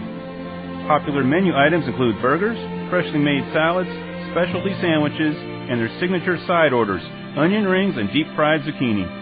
Drive-through and carry-out service is available. Farmer Boys, fresh food, fast. Father's Rights Legal Office in San Bernardino understands that children need their dad, specializing in custody, visitation, DA issues, and help to reduce child support payments. Information at 909-838-5696. Father's Rights Legal Office, because kids need their dad. This week, the 40th anniversary production of the musical Mame opens at the Kennedy Center. It's deja vu raised to the 9th power. Can you imagine how it feels for me to still be able to get the same goosebumps when I hear that overture? Mame's composer and lyricist, Jerry Herman. Sunday on Weekend Edition from NPR News. Sunday morning on KVCR, San Bernardino.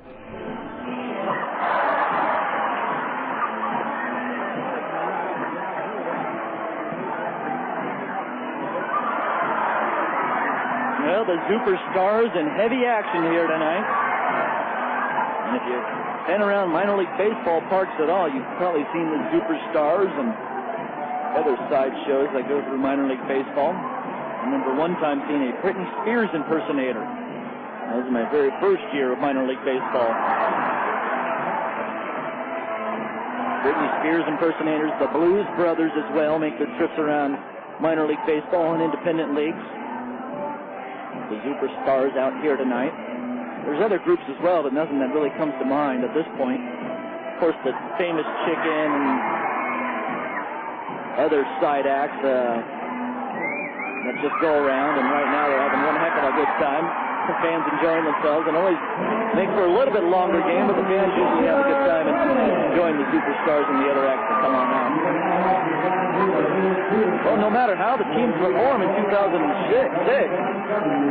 the year is shaping up for a banner year. Austin's Lothian sports fans at Fenway Park. They're dining on crab cakes while seat warmers keep them extra toasty on a chilly night. Across town at TD Bank North Garden this fall, fans who pay $15,000 for 2 memberships to the new Boardroom Club will have access to any Bruins and Celtics games they want to go to. And they can watch the Red Hot Chili Peppers and other concerts in style.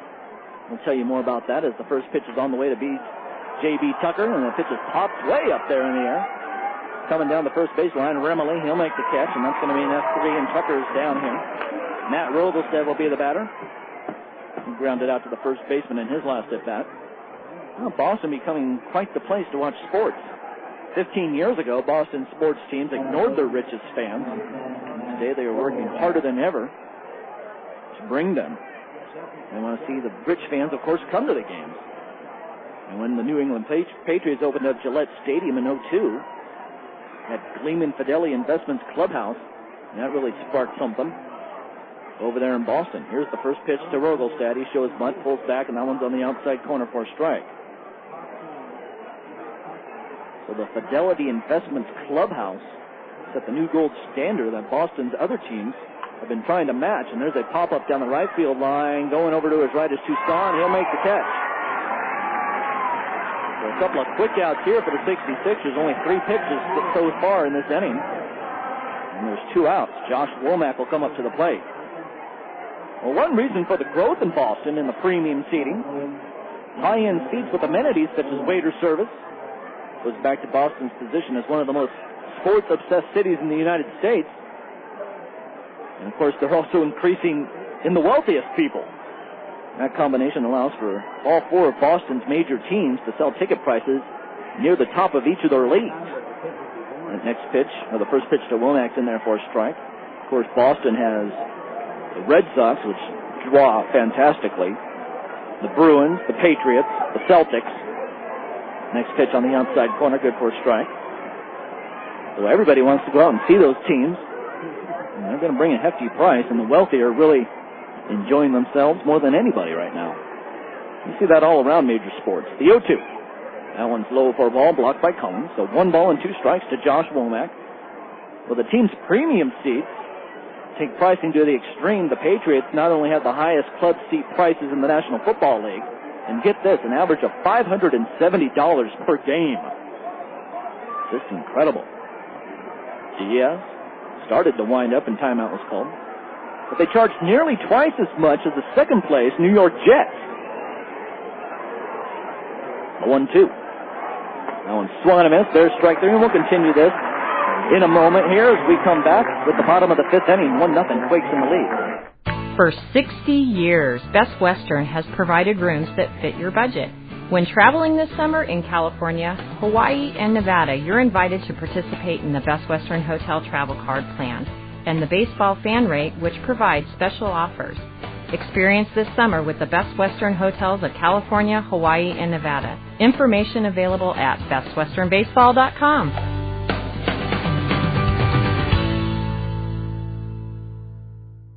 Hospitals can be very scary for children, but at Loma Linda University Children's Hospital, they understand the need to provide a cheerful and friendly environment to each child. From cuts to transplants, they treat each child with love, concern, and personal attention. Loma Linda University Children's Hospital is committed to the children of Southern California. Information at 1-800-825-KIDS.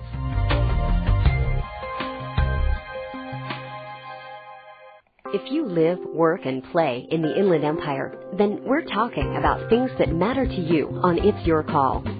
Each Tuesday morning, our panel of guests will try to answer your questions and shed some light on truly important issues. Make your voice heard, or just listen. It's your call. Tuesday mornings at 9 on KVCR, San Bernardino, Riverside.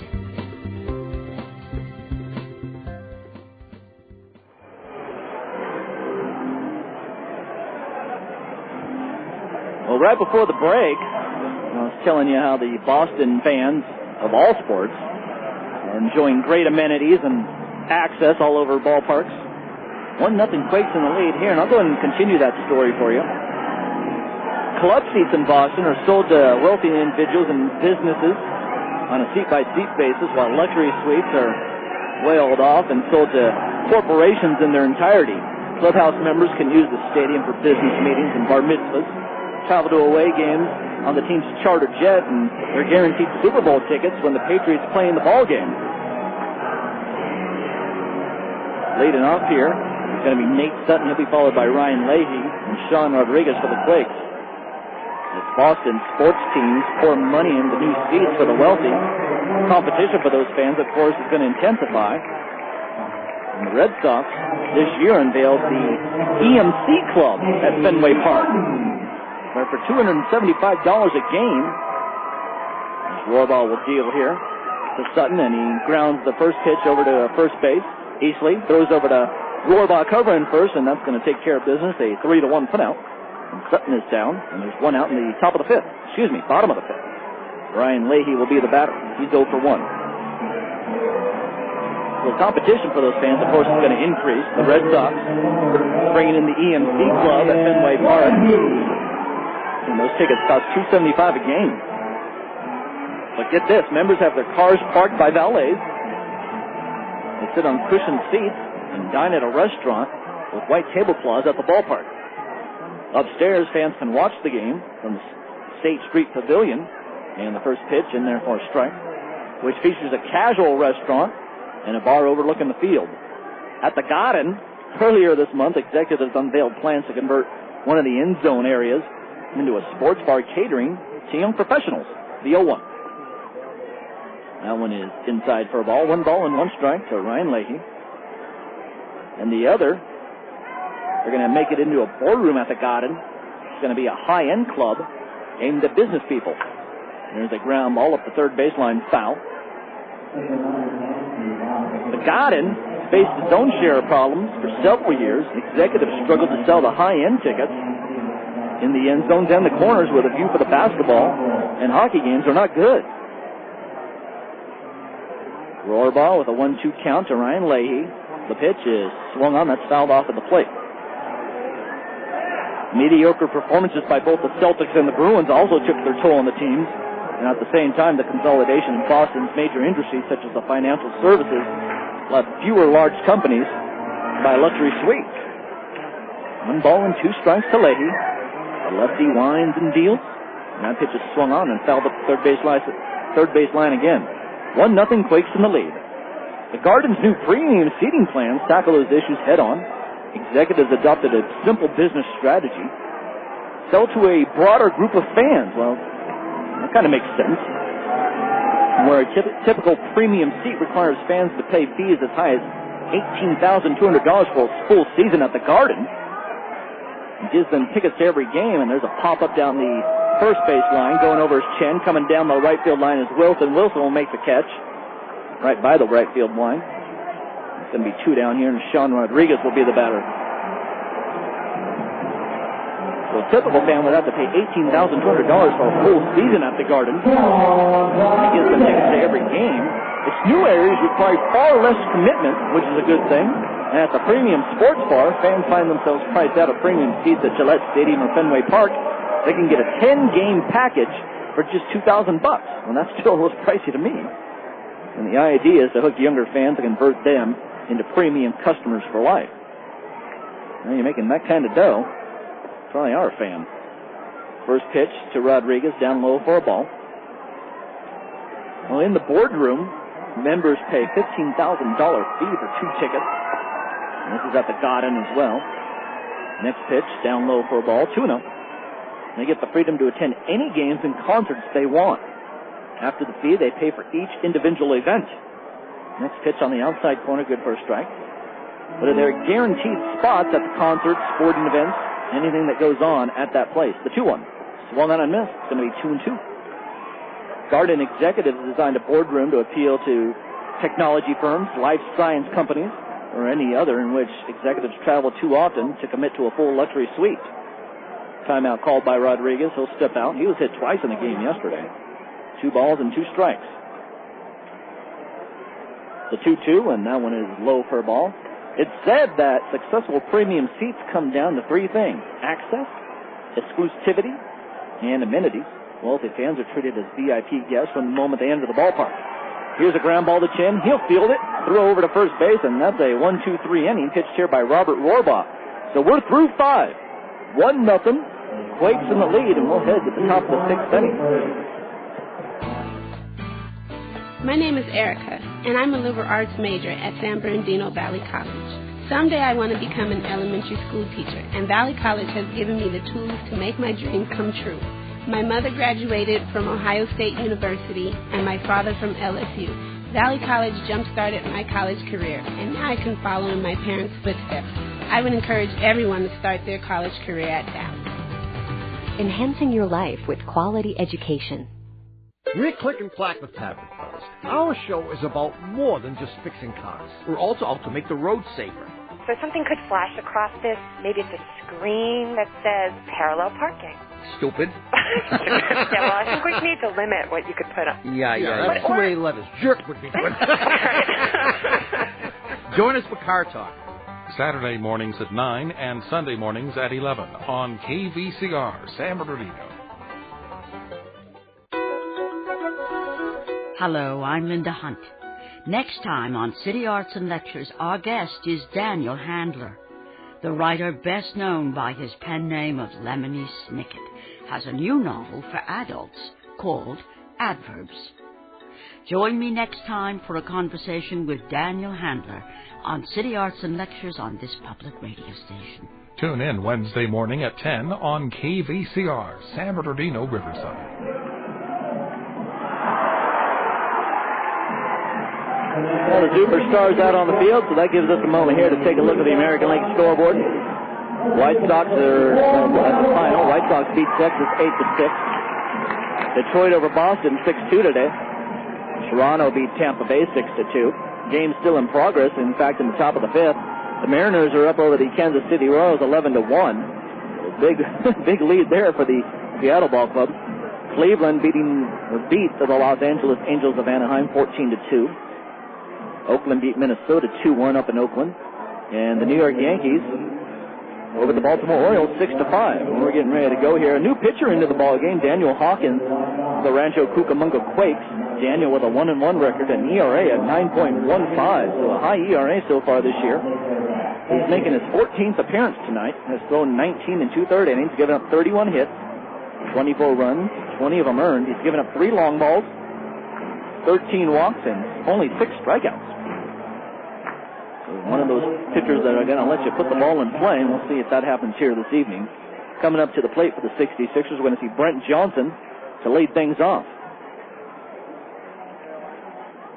Johnson getting ready to step back in. I was telling you about the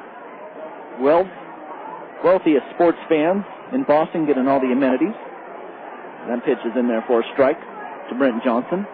On the other side of things, in St. Louis, there's a good thing going on. I'll tell you about that as well. The 0-1 to Johnson. That one's down low for a ball. If there's a better deal in Major League Sports, then I'd like to hear about it. $11 for 2 box seats behind home plate at the new Busch Stadium in St. Louis. That's right, $11. All you need is a early wake-up time, $11, and a little luck to get yourself in to these premium seats. 2-1 to Brent Johnson as the last pitch missed low. Plan works like this in the new Busch Stadium. On days of home games, the box office will open up at 9 a.m. And the 2-1 pitch from Hawkins is swung on, popped up, way up there. Sutton, the second baseman, on the shallow right field grass, he'll make the catch. But Johnson is out for the first time here tonight. Young-Chi Chen will be the batter. He's 0 for 2. On days of home games in St. Louis, the box office will open up at 9 a.m. Each of the first 125 people in line are allowed to buy one voucher for $11. The voucher guarantees the holder 2 tickets to that day's game. The line is not permitted on the stadium property until 8 a.m. So the early birds, as that pitch is inside for a ball, so the early birds camp across the street until a security guard ushers them into place. Well, pretty neat. You can camp outside the ballpark. The Wild. That one low for a ball. And each person receives a numbered ticket corresponding to his place in the line. And that way they get rid of the cutters.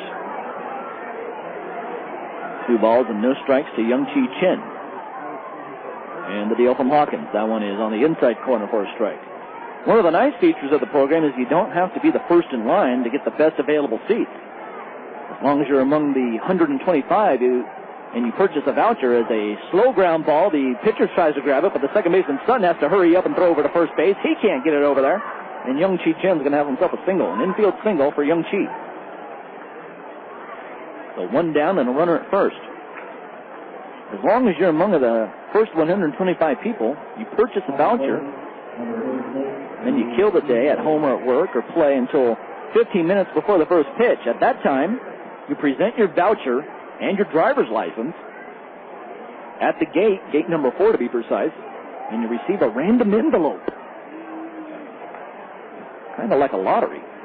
Pretty cool. Young Chi Chen diving back in head first as the throw goes over there. Scalpers, legal or illegal, are cut out of the deal because of the ID requirement. You can't sell your voucher because you don't receive your envelope until you're already in the ballpark. And you can't run back outside and sell your box seats for $1,000 or even for a penny. So basically, and another throw over to first base, Young Chi back in again. Basically, you get up in the morning, you go buy these vouchers, come to the ballpark, you don't know where you're going to end up sitting, but one of those seats, or even more than one, you may have the opportunity to get some primetime seats in the new ballpark in St. Louis. Now, other seats, in fact, they might have seats in the upper deck, or you might get seats right behind home plate in the first row. Just depends. I like a little lottery system, but for $11, really can't beat it. I'd be willing to take that chance a couple of times if I were in St. Louis. Timeout called as Reed Easley steps out. 1-0 Quakes in the lead. Collins going out. He'll talk to his pitcher, Hawkins. Young Chi Chen over there at first base. Hawkins with only one win this season. And it came on the 7th of May. He's not a starting pitcher. Every appearance he has made has been in relief so far this year. So he has 1 loss and 1 win to his record. The highest strikeouts he has recorded so far this year has been 2. And that actually came in a no-decision ball game. The highest runs he's given up is 7. 6 of them were earned that day. Now it's back in early April. Chen does not go. The pitch is down low for a ball. Collins with the block, pops off the mask, runs down the baseball, comes up as if he's ready to throw. So Reed Easley looking at 1 ball and no strikes. 1-0 Quakes in the lead. We're in the top of the 6th inning here. The 66ers have not put anything together so far. Only 3 hits in the ball game. Wind blowing out to right field. Night has fallen upon us here at the epicenter. Chen takes his lead from first. And a quick toss over. Chen back in head first. Remele, the first baseman, flies the tag. Well, Easley awaiting his second pitch here. Reed 0 for 2 in the ball game. The set by the right-handed pitcher. Hawkins checks over his shoulder. Chen goes. The pitch is swung on. A double hop over to second base. Sutton throws over to Remele, and that's going to take care of Reed Easley. Young Chi Chen moves up to second base on the play. So with Young Chi Chen in motion, the 66ers at least got rid of the double play opportunity for the Quakes. So a 4-3 put out, and there's 2 down. And here's Mike Wilson with the runner at second. Well, don't be surprised here if Mike takes a walk in this situation. He just may pitch around him here. Wouldn't be surprised one bit. Mike has a pretty good eye as well. That pitch is a ground ball up the middle, off the glove of Hawkins. He'll have to run down the baseball, and he misses it as he overruns it the second time, and Wilson is safe at first. Young Chi Chen moves over to third base on the play. And I don't know if Hawkins was trying to stay away from Wilson with that pitch or not. It was way on the outside, but Wilson swung at it nonetheless. So Wilson's going to get a hit out of the deal. And there's going to be runners at first and third here for Marshall Hubbard. Hubbard, the left-handed batter, going to get an opportunity to tie up the game for the 66ers. But with 2 down, he's going to probably have to get himself a base hit or something that gets him on base. He can't just pop up the ball. Hubbard with a big opportunity. He has 25 RBIs on the season, so he's looking for number 26 here. Chen takes his lead from third. Big Mike Wilson, a lead from first base. 2 down, then the pitch. That one's popped up into left field. Riley going back. He'll dance underneath the baseball, put up the mitt, and make the catch. Well, the 66ers have blown an opportunity here in the 6th inning. 1-0. Quakes in the lead, and we'll head to the bottom of the 6th. African soccer players taunted by monkey chants. We black players are always the victims of this matter. We are insulted. We are called gorillas and all these things. The threat of racist soccer fans at the World Cup. That's Sunday on All Things Considered from NPR News. At 5 p.m. on KVCR, San Bernardino. Andre Rieu and the Johann Strauss Orchestra are coming to Southern California for 2 performances. That's Monday, December 4th and Tuesday, December 5th at 8 p.m. at the Arrowhead Pond. Reservations are available now online at kvcr.org or by phone at 800-533-KVCR. That's toll-free 1-800-533-5827. Father's Rights Legal Office in San Bernardino understands that children need their dad, specializing in custody, visitation, DA issues, and help to reduce child support payments. Information at 909-838-5696. Father's Rights Legal Office, because kids need their dad.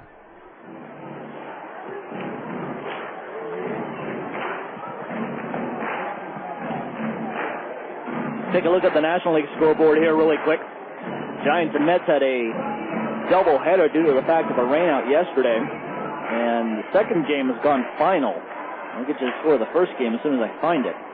The Mets beat the Giants 3-2 in 11 innings, so playing 2 games in one day, and they go 11 in the second ball game.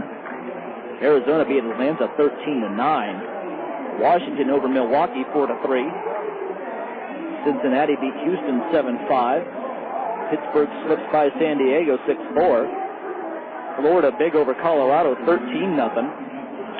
Arizona beat Atlanta 4-2. That was actually part of the day-night doubleheader for them, too. The whole East Coast looked like they got rained out last night. Now, the first game of the doubleheader for the Giants and Mets, the Giants won that one 6-4, so they split. Cubs beat St. Louis 8-5. And Dodgers over Philadelphia 8-2. The first pitch in the bottom of the 6th inning is a high fly ball. Johnson going back on the pitch. He's at the warning track, and he makes the catch off the bat of Michael Collins. Well, Collins gave it a pretty good ride there. But Johnson doing a nice job of running back to the warning track and making the catch.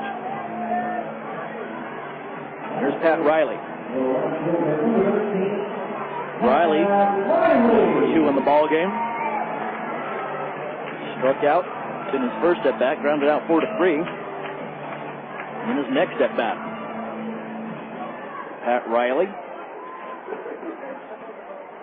Speaking of Pat Riley, the Miami Heat going to be in the NBA Finals as that pitch is on the outside corner. Good first strike to Riley. So Pat Riley's Miami Heat. Not this Pat Riley, but that Pat Riley. Will be playing in the NBA Finals for the first time.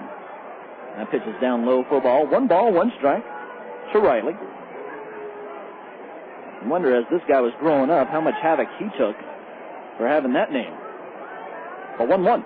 Swung on, that's tapped back to the fence. 1 ball and 2 strikes here. Rohrbaugh still working out there for the Inland Empire 66ers, throwing in his 6th inning. He worked 7 innings in his last outing, so he definitely has the ability to do so. He's only given up 1 run on 6 hits so far to the Quakes, but they have the lead. 66ers have not done much with the bat so far tonight. Pitch is low, goes off the knee of J.B. Tucker, and that one bounces all the way back to the fence. So Riley, with 1 foot out of the batter's box, 1 foot in, takes a deep breath and steps back into the box. 2-2 now. The pitch is swung on, and that is fouled off. So some deep counts here. A lot of pitches being thrown by Robert Rohrbaugh. Of course, Robert spent a month on the disabled list with an injured back. He made 3 starts before this one, and now he's finally healthy, it looks like. And, of course, he was healthy in the last one, pitching 7 innings. The 2-2. That one is inside for a ball, so Rohrbaugh had to pitch the waste there, trying to get Riley to swing at a bad pitch. Way inside on the hands. And the 3-2 coming up. That one is fouled off. That looks like it went off the leg of Riley. goes over to the on-deck circle on the 66ers side. The 66er dugout is on the first base side here at this ballpark. Quakes over on the third base side. Big crowd on hand. They had quite a few yesterday as well. Over 6,000. The 3-2 pitch. Swung on. That's fouled back into the stands. Riley struck out once tonight. So he struck out 27 times in 26 ball games. A little bit more than one strikeout per game he's averaging. Quakes wearing their home jerseys, white uniforms with no sleeve shirts. The pitch swung on. That's popped up. That'll get out of play as well, right over our head. There's Quakes in blue across the chest with black outline. Beautiful setting for baseball here. They got trees all the way around the outside of the fence, the home run fence. It's big, they look to be evergreen trees, but I could be wrong. But 3-2. That one's fouled back to the fence. So real nice setting. In fact, this ballpark, the Epicenter, is part of a softball ballpark as well. There's a big recreation center at the very front of the ballpark where there's 3 baseball fields or softball fields where recreation softball goes on. That pitch is hit high and deep into right. Wilson going back. He's at the warning track. He's looking up. That one is a home run for Pat Riley.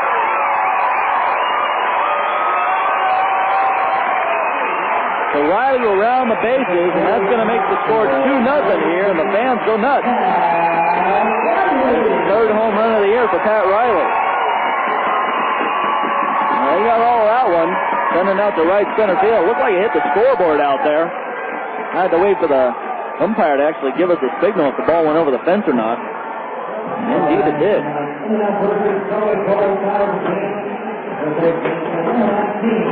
So that's going to make the score 2-0 here, and 66ers are going to get some bullpen action going. At least there's some guys mingling around down there. Nobody actually throwing right now.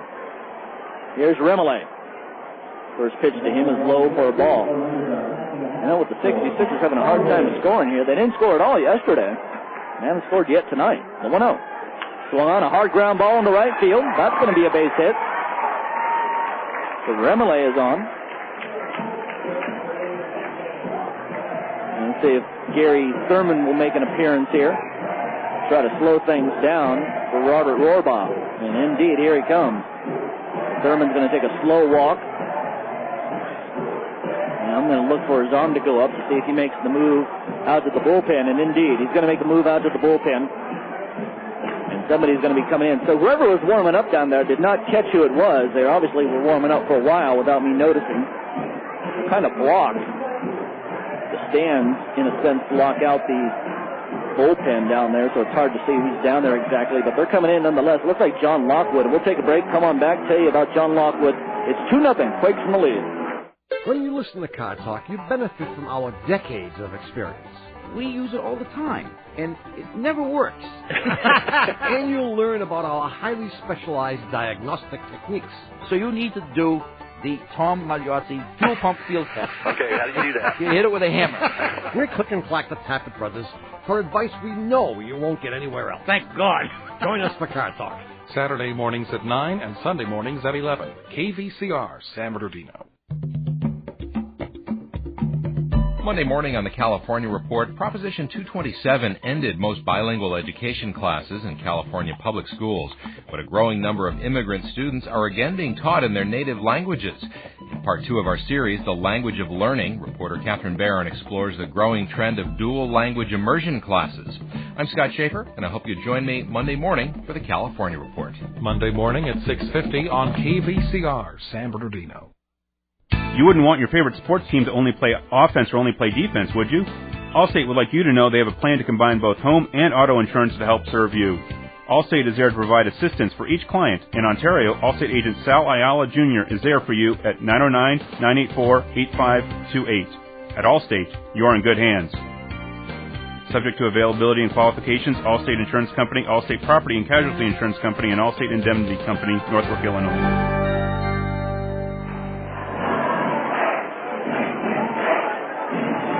So John Lockwood into the ballgame for the Inland Empire 66ers. 5-1 record for Big John. 2.97 ERA. He's thrown in 39 1/3 innings, given up 27 hits. He only has a 199 against average, so teams are only hitting 199 against him when he goes out there and throws. That's fantastic. He's given up 13 earned runs, 14 total runs. Has given up 2 long balls, has walked 23, and has 32 strikeouts. And like I said, in 39 1/3 innings. His last appearance came against Visalia back on May 31st. He threw 3 innings, gave up a run, and struck out 1. So a home run by Pat Riley here in the 6th inning against Robert Rohrbal. And then a single by Cliff Remele. And here comes Drew Toussaint. Face off against Lockwood. So the score is 2-0 for the Quakes. Toussaint into the batter's box, a right-handed batter. And the first pitch from Lockwood, that one's on the inside corner, good for a strike. So nice job by Lockwood to work ahead here, come out, throw a strike on the very first pitch. Easier said than done, especially when you're coming inside the players. But when Scott Budner is in your ear all the time about throwing inside, I guess you got to do it, which is a good thing. The 0-1. That one is also inside, but low. That's going to be 1 ball and 1 strike. Budner, of course, preaching. Pitch inside. Got to throw inside to be successful. Hats off to him for keeping it up. Lockwood holds the baseball in his right hand. Now set. Looks over his shoulder once and deals home. That pitch is high for a ball. 2-1. Now Toussaint coming into tonight's game batting .219. This is his 49th game of the year, so I have a pretty good idea what his batting average is going to end up looking like by the end of the season, unless he goes on one heck of a tear. He'd really have to tear it up, though, to change that thing quite a bit. The 2-1. That one's way inside, and did I hit him? If it didn't hit him, it went right through him. Missed him somehow. So Toussaint will stay up there at the plate. And the count's going to be 3-1. Well, the first pitch out of the hand of Lockwood was in there for a strike, and he hasn't hit it since. Toss over to first base. Back in safely. The runner, Cliff Remele. Remele on the season with no stolen bases, but he's been caught 3 times. Well, they had the lead. They could take a chance or two. The pitch is swung and unmissed. It's going to be 3-2 now to Drew Toussaint. He popped out to the second baseman, Young-Chi Chen, back in the 2nd inning. Doubled to right center back in the 4th. So a 3-2 pitch, and this is going to be a big one for John Lockwood. Shakes off Tucker a few times. In fact, he shakes him off again. It's set and throw over to first base. That pitch is, or that throw over to Easley was in the dirt. Easley with a nice job of picking it up over there, making sure the baseball did not get away from him. It looked like Lockwood kind of lollipopped it over there. Really didn't put much on it. Just wants to let Remele know he's thinking about him, and that's sweet. The 3-2, the runner goes. The pitch is hit high and deep in the left. Womack going back. He's still going back. He's at the track. He's looking up, and that one is gone. A big home run for Drew Toussaint. Man, he belted that one out to left center, and that's going to make it 4-0 here. That is not good for the 66ers. Not hit at all here in this ballpark with runners on. Fans celebrating big in this yard. Lockwood has now given up 3 home runs.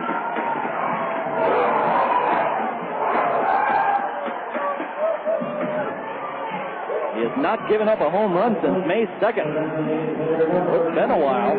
That time Drew Toussaint hit it well. And there's 3 runs in here in this inning. 2 home runs alone in this inning. And the pitch to Johnson is fouled out of play off to the left side.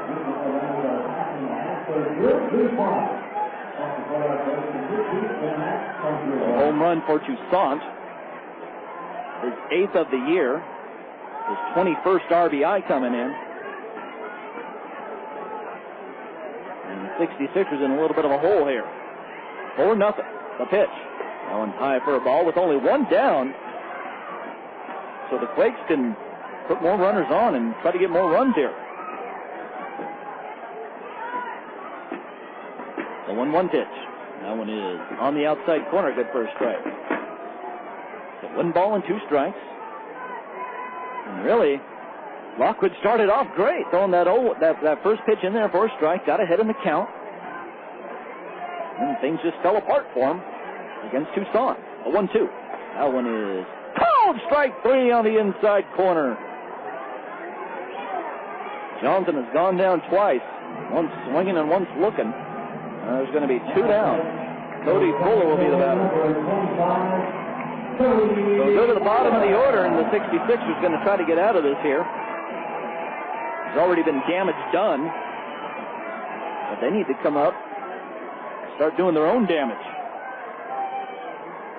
First pitch to Fuller, a double hopper over to the shortstop, Rogelstad. He winds up, throws the first, and that's going to take care of business. But 3 runs come in to score. A home run by Pat Riley, and then a 2-run bomb by Drew Toussaint out to left center field. So it's 4-0. Quakes in the lead. Mike Sager will be back, and maybe he could get the 66ers to rally up. Right here, right now, Toyota of Redlands, Toyota of Redlands. Toyota of Redlands is pleased to once again partner with the California League's Inland Empire 66ers. Toyota of Redlands is located at 1139 West Redlands Boulevard with a showroom of Toyota cars and trucks as well as certified pre-owned Toyota vehicles. Open 7 days a week. As part of the local community, Toyota of Redlands believes in personal relationships. Information available at toyotaofredlands.com. Hi, I'm Sarah. Since I've been attending Crafton Hills, I have discovered my passion is writing and journalism. Initially, I decided to attend Crafton Hills because I wasn't sure about my major. I felt comfortable at Crafton's smaller campus because it allowed me to gain a relationship with my advisors. The faculty and staff have been very encouraging. It has made a difference as far as increasing my confidence in finding a goal. It was an excellent choice. Enhancing your life with quality education. I'm Brooke Gladstone, and on this week's On the Media, is the business model for broadcast TV crumbling? Last year, my co-host Bob Garfield predicted the new media would wreak havoc on the old. We check in with the experts to see if he was right. Plus, the inventor of the leak was a U.S. president. Find out which one on the next edition of NPR's On the Media. 4 p.m. Sunday on KVCR, San Bernardino.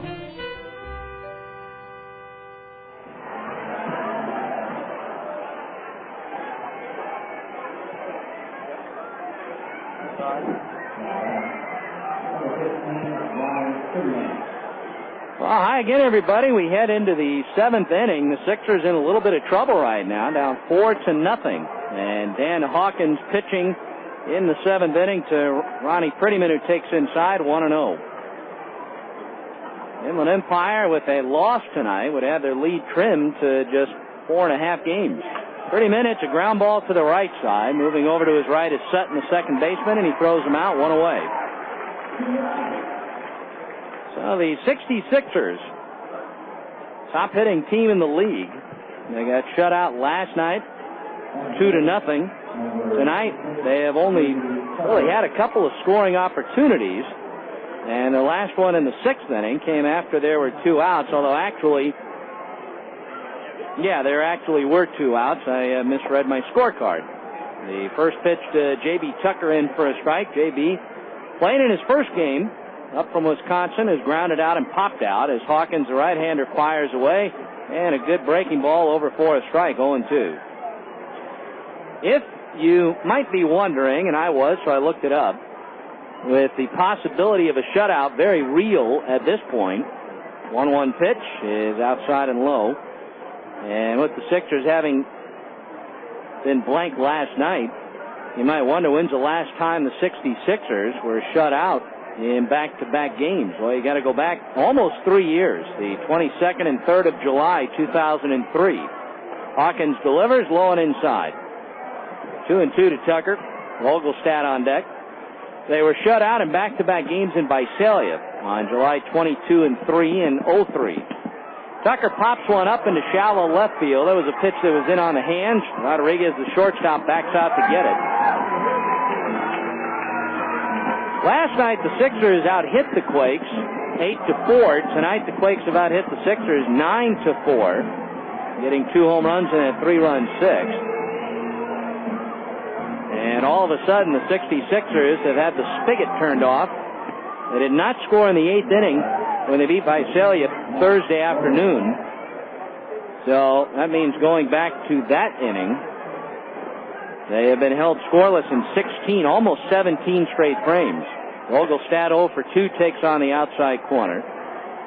And the Quakes, having allowed just 2 runs over their last 3 games, going into play tonight. Vogelstad fouls it back into the screen, 0-2. 66ers last night, you might remember, loaded the bases to start the game. And then 3 straight hitters struck out. That was an ominous beginning, and they wound up getting blanked as Hawkins pitches in the dirt, 1-2 to Rogie. Tonight, Brent Johnson started the game with a triple, and not Chen, not Eachley, not Wilson could get him in. So another ominous beginning, and who knows, had they gotten an early run against the young right-hander Amalio Diaz, maybe things might have worked out differently. Pitch to Rogie, swung on and missed. So the Sixers going very quickly here. We go to the bottom of the 7th, 4-0 Quakes. Here, Click and Clack the Tappet Brothers. Some car noises are easy to diagnose.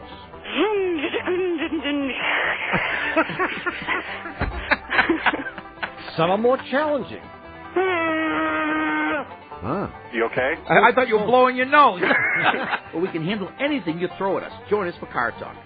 Saturday mornings at 9 and Sunday mornings at 11 on News 91 KVCR San Bernardino. At Loma Linda University Children's Hospital, they're committed to providing your child with advanced care as the only children's hospital in the Inland Empire. From cuts or broken bones to cardiac care and transplants, the medical staff at Loma Linda University Children's Hospital attends to each child with love, concern, and personal attention. Loma Linda University Children's Hospital. Information at 1-800-825-KIDS. Each Farmer Boys Fastrant offers fresh food fast and features a variety for breakfast, lunch, and dinner, providing made-to-order meals served directly to the table. Popular menu items include burgers, freshly made salads, specialty sandwiches, and their signature side orders, onion rings and deep-fried zucchini. Drive-through and carry-out service is available. Farmer Boys, fresh food, fast. Arrowhead Credit Union, serving the communities of the Inland Empire for more than 50 years with convenient locations. Arrowhead Credit Union offers savings and loan programs and provides members access to over 1,800 service center locations and over 25,000 ATMs nationwide. If you live, work, or worship in San Bernardino or Riverside counties, Arrowhead Credit Union can provide you with rates, friendly service, and convenience. Information is available at arrowheadcu.org.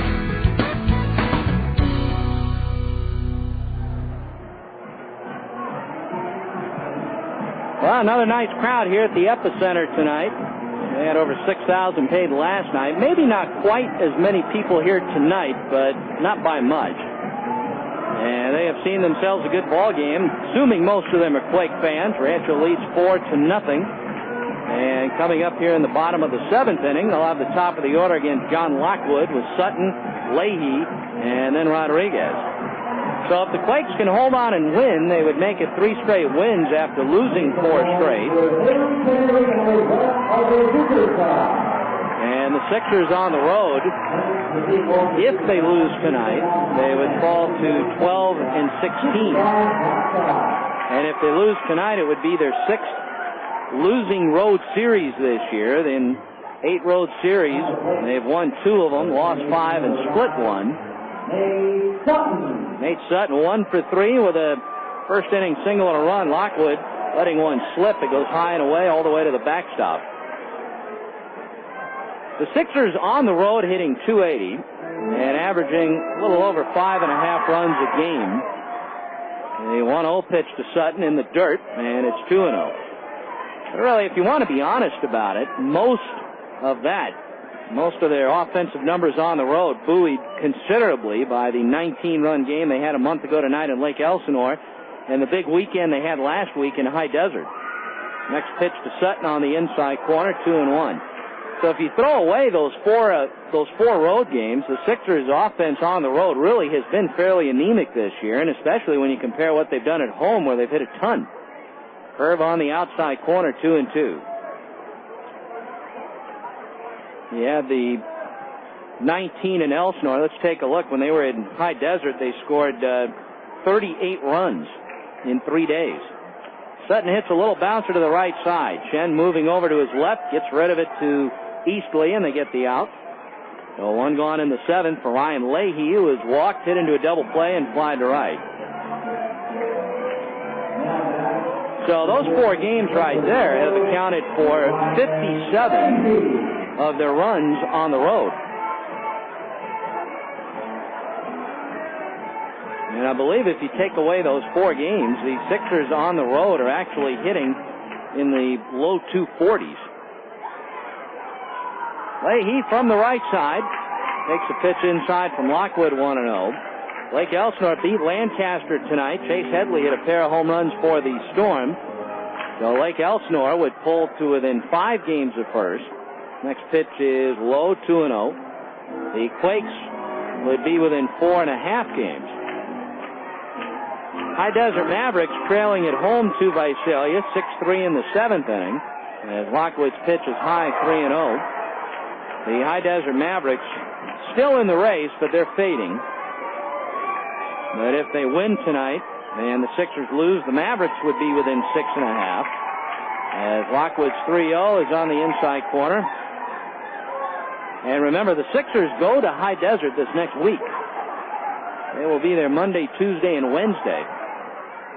Lockwood's 3-1 pitch to Leahy is a drive into left center field. A long run for Johnson. He reaches out, goes into a slide, and he caught it. Oh, man.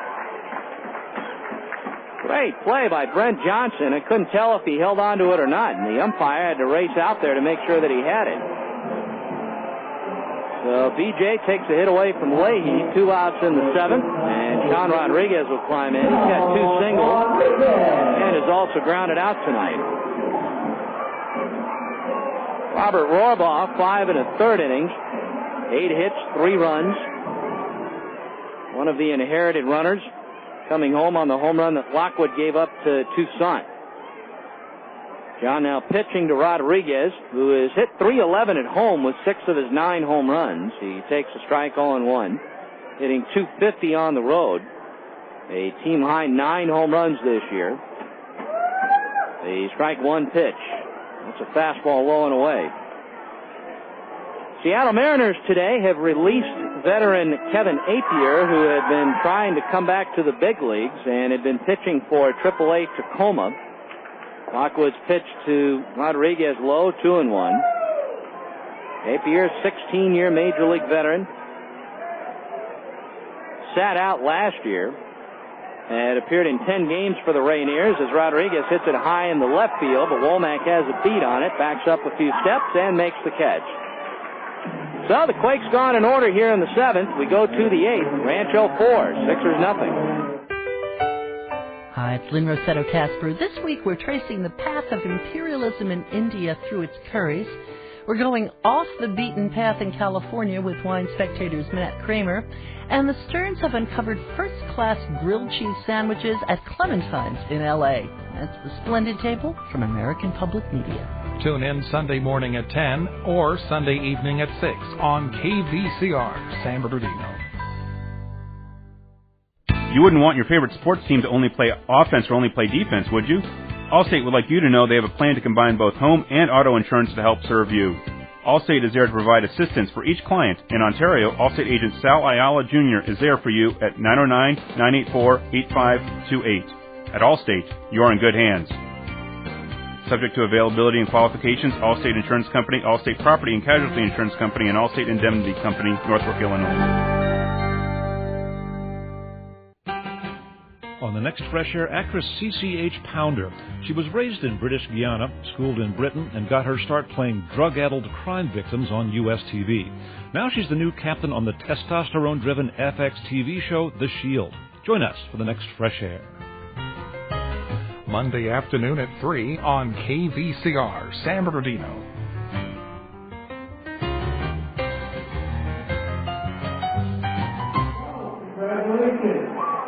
Our $50 giveaway winner is Kathy Nick. Left-hander Mike Pete is going to take over on the hill for the Quakes.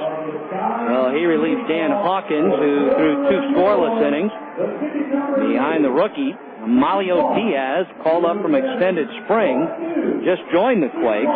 He winds up firing 5 scoreless innings tonight. So the Sixers starting to run out of time in a hurry here. They have just 4 hits in the game. They had 2 through the first 5 innings. And they will start with the bottom of the order, Josh Womack, here in the top of the 8th. Mike Pete is 5'11", 175 pounds. He is 23 years old, out of the University of Florida. And he's done pretty well for the Quakes this year. 16 appearances, all in relief. Cal League hitting .231 against him, and he has an ERA of 3.09. He has been charged with only 2 runs, 1 earned in his last 6 outings. He'll be in just over 9 innings of work. Held the Sixers without a hit over an inning and 2/3 on the 20th. Josh Womack, who is 0 for 2 tonight, takes the first pitch low. Josh's mom, Lynn, is here tonight. Came up and said hi before the game. Of course, Womack from San Diego, so it's not too terribly far. And he rips one over the first base bag down the line. That'll scatter the players in the Sixer bullpen. Toussaint just now getting to it, and Womack is going to streak around second in the 3rd with a stand-up triple. So 2 of the 5 Sixer hits tonight are triples. Johnson started the game with 1. That is the first of the year for Womack, which is a little surprising considering how well Josh runs, and he's hit for some power this year. That would be number 1. Well, the Sixers so far in this series, the few scoring opportunities they have had, they have not done a good job getting the clutch hit. They were 0 for 6 last night with runners in scoring position. They are 1 for 5 tonight. And now Brent Johnson, who has a triple and a single, is at the plate trying to at least spoil the shutout. Pete's pitch to him is low, 1-0. Brent, a .275 hitter against left-handers, and .333 with runners in scoring position. Timeout is called. So he had 2 hits last night, 2 hits tonight, and a 10-game hitting streak, 16 for 42 in those 10. He hits a high pop-up. That is on the left side. The shortstop, Rodriguez, backing out into shallow left center, makes the catch. 1 away. And here comes Chen. Chen with an infield single in the 6th inning, so he got his hitting streak to 10. He has hit in 39 of his 48 games this year, although the one thing you notice about Chen of late is that Young Chi has not been hitting for any power. Most of his hits have been singles. He only has 2 extra base hits over his last 18 games for a .311 slugging percentage. So a little bit on the low side. Infield back, Quakes up by 4. Pete's pitch is low and outside, 1 ball and no strikes. Cardinals got a little bad news today. Albert Pujols had to come out of the game against the Cubs after 2 innings after apparently injuring his side while chasing a pop-up. Chen lines it off to the right foul, 1-1. 25 homers, 65 RBIs for Pujols. They do not know exactly the extent of the injury or how long Pujols might be out, but that could be a big blow. And, of course, if he is out for any length of time, it could certainly do some damage in his record-setting start. Pitches outside to Chen, 2-1. Pujols currently on pace to break the single-season home run and RBI mark. Yeah, I know it's only the beginning of June, but nonetheless. 2 balls and a strike. Chen waiting. Pete delivers. And that's inside. Great stop by Mike Collins, the catcher. That ball was in the dirt. So by stopping it, it keeps Womack at 3rd. New ball put in play, and the count now 3-1.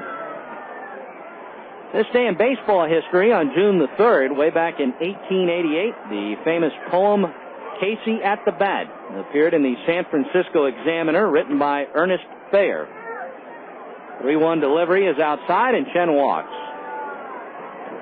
Well, Reed Eastley suddenly becomes a very important hitter, as pitching coach Jim Bennett's going to head to the mound, because Eastley, if he gets aboard, That would give big Mike Wilson a chance to tie the game. Reed is 0 for 3 so far tonight. And we do have some activity starting in the Rancho bullpen. We got a right-hander who started to throw. That is Frederick DeLoiziga Carney. Perhaps the longest name in professional baseball, at least of any active player. Home plate umpire is going to go out to the mound now. Lou Gehrig, on this day in 1932, became the first player in the 20th century to hit 4 home runs in one game, and he almost hit a fifth. Came against the Philadelphia A's, and in that game the Yankees set a major league record with 50 total bases. Longtime New York Giant manager, Hall of Famer John McGraw, announced his resignation on this day in 1932, citing poor health. Won 3 world championships, 9 National League pennants while running the Giants. Outfield plays Easley to pull, and the first pitch from Pete is low and outside.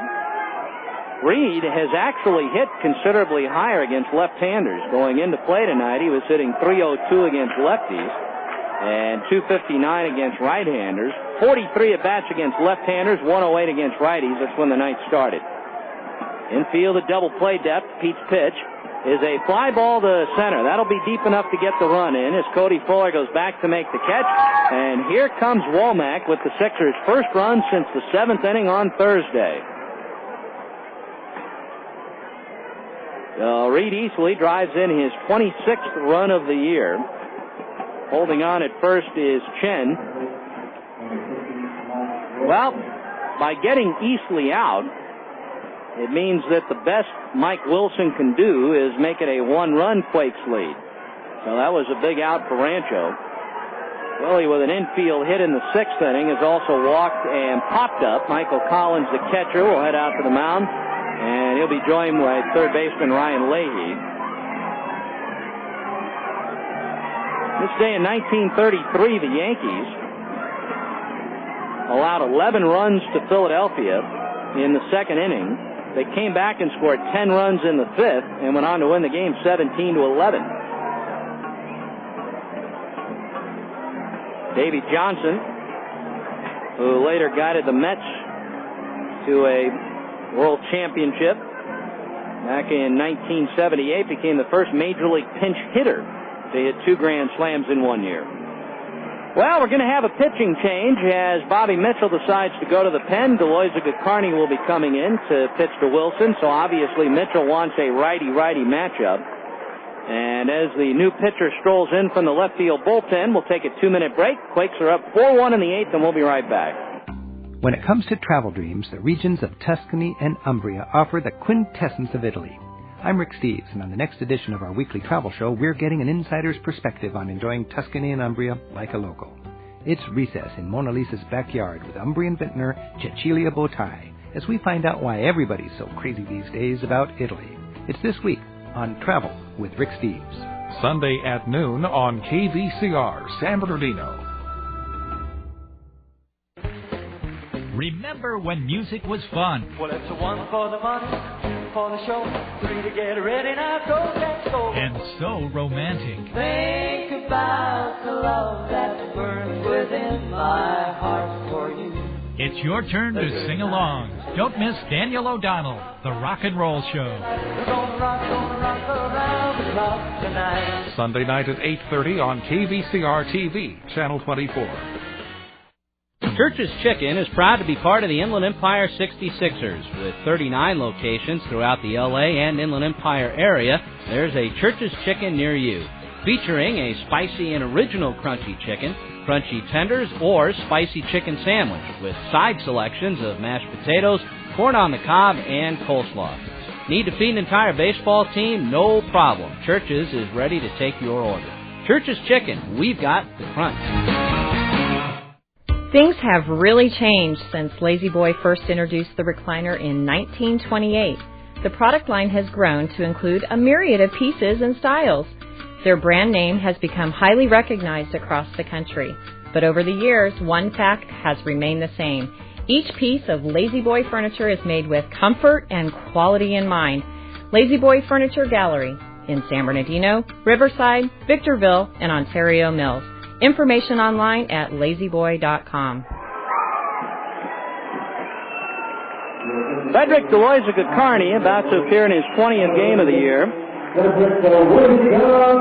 Lost 2 scoreless innings against Lancaster on the 30th. That would have been his last outing. And in his one appearance against Inland Empire back on the 19th, he pitched 2/3 of an inning, worked to 4 hitters, gave up a hit, a walk, and no runs. League hitting .268 against him as he faces Mike Wilson with 1 on, 2 out in the 8th and a run in. Quakes up 4-1, and the first pitch to Willie. Curve is in for a strike. Mike, as I mentioned, 1 for 2 with a walk tonight. Had an 8-game hitting streak snapped Thursday against Visalia. You know, going into tonight, he had not had a hit in the last 2 games. As the pitch to him is popped up on the right side of the infield. Cliff Remole, the first baseman in foul ground, makes the catch, and that'll do it. Just to finish the thought, it was the first time since Wilson's 3rd and 4th game of the year that he failed to get a hit in 2 straight.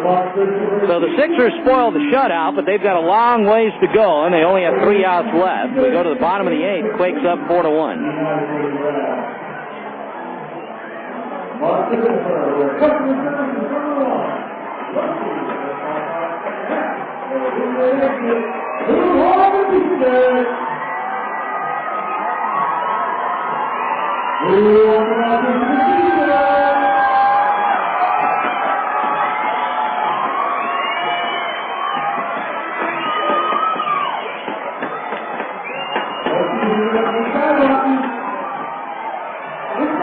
Cavalry, regions of Tuscany and Umbria offer the quintessence of Italy. I'm Rick Steves, and in the next edition of our weekly travel show, we're getting an insider's perspective on enjoying Tuscany and Umbria like a lake. It's Luce's and Mona Lisa's backyard, Umbrian Vintner, Cecilia Bortoli, as we find out why everybody's so crazy these days about Italy. It's this week on Travel with Rick Steves. Sunday at noon on KVCR, San Bernardino. Susan G. is a housekeeper at Charlottesville U. Her living expenses are $900 a month. Not bad, except for one thing. Your take home for the month is $1,200. That means $300 left to pay for everything. Yeah, to buy, well, you know, you got to buy shampoo, you got to have toilet paper. But students across the country are demanding better pay for folks like Susan. I'm Kai Rizdal, a living wage on campus, this week on Marketplace Money. Sunday afternoon at 1 on KVCR, San Bernardino. We're a nation of immigrants, but as Congress considers new policies about immigration, is there a way to preserve our history as a welcoming country? This week on NPR's Justice Talking, the future of undocumented immigrants in the U.S. Should there be a path to citizenship for those who come here illegally? And will the National Guard protecting our border with Mexico make a difference? I'm Margot Adler. I hope you can join me. Sunday afternoon at 2 on KVCR, San Bernardino. Quakes coming up here in the bottom of the 8th inning, leading 4-1. They'll have Michael Collins, Pat Riley, and Cliff Remole against John Lockwood. The last 6 games that the Sixers have lost have been by either 1 or 2 runs, but they're trailing by 3 tonight here in the 8th. And if they wind up losing tonight, it would only be the 5th time this year they would have lost back-to-back games. Collins 1 for 3, and he takes the first pitch low, 1 ball and no strikes. Mike had a 6-game hitting streak snapped last night, and also hit safely in 12 straight here at the epicenter. Right-handed batter, and the pitch from Lockwood is swung on and fouled back. That ball was down around the ankles. 1 ball, 1 strike. Collins, Riley, and Remole to repeat. Collins 4 for 19 against the Sixers this year. Actually make it 4 for 21. So he hasn't done a whole lot against them. Can't say that about the rest of the league, though. Came in hitting .323. And the pitch from Lockwood inside, so the count now 2-1.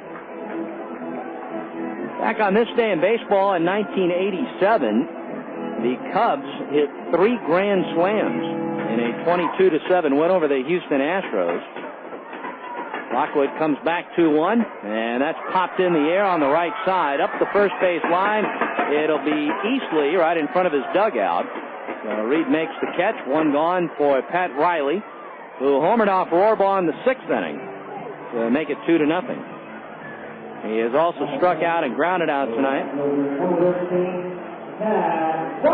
Riley's home run is 3rd with the Quakes. His first 2 came in back-to-back games on the 16th and 17th of May here against San Jose. Riley with 14 runs batted in with the Quakes in 26 games. So facing Lockwood for the first time tonight, the left-hander waits, and a curveball is in for a strike. June the 3rd, 1989, the Dodgers and Astros had a marathon game, 22 innings. It took 7 hours and 14 minutes, the longest game in National League history. Fastball swung on and missed, 0-2 now. Back in 1995, Pedro Martinez pitching for the Expos threw 9 perfect innings against the Padres, but the game was scoreless. He gave up a double to Bip Roberts in the bottom of the 10th inning. After Montreal had gone ahead, Mel Rojas came in to save it. Strike 2 pitch is fouled back right above us.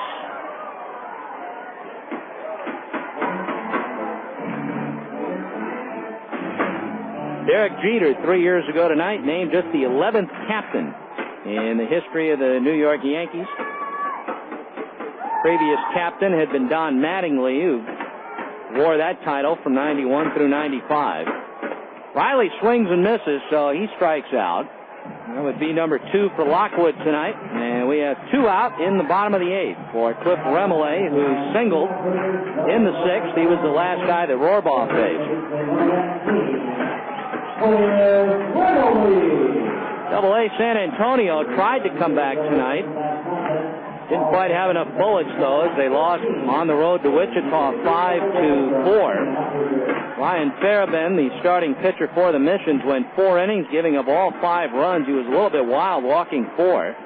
And Ryan now 1-5 in his first year in Double-A. First pitch up and in, 1-0. Mark Lowe got into the game tonight. He threw 2 scoreless innings behind Farabeen, giving up 2 hits and walking a batter. And Stephen Kahn pitched the 8th inning, gave up 1 hit, but no runs. Both teams had 8 hits in that game tonight as Lockwood misses outside, 2-0 now to Remole. Sebastian Boucher had a couple of singles. John Nelson had a pair of doubles. Jesus Guzman had a single, a double, and drove in 2. Eric Monzon had a single, a double, and an RBI. Pitch is outside, 3-0. Luis Oliveros 0 for 4. Ollie hitting .217 in San Antonio. Lockwood ready, and the 3-0 pitch to Remole is a little bit low. So a 4-pitch walk with 2 outs here in the 8th inning. And that'll bring up Drew Toussaint, who has a double and a home run tonight. He was the first guy that Lockwood faced. Toussaint's home run is 8th of the year. He homered in his last game.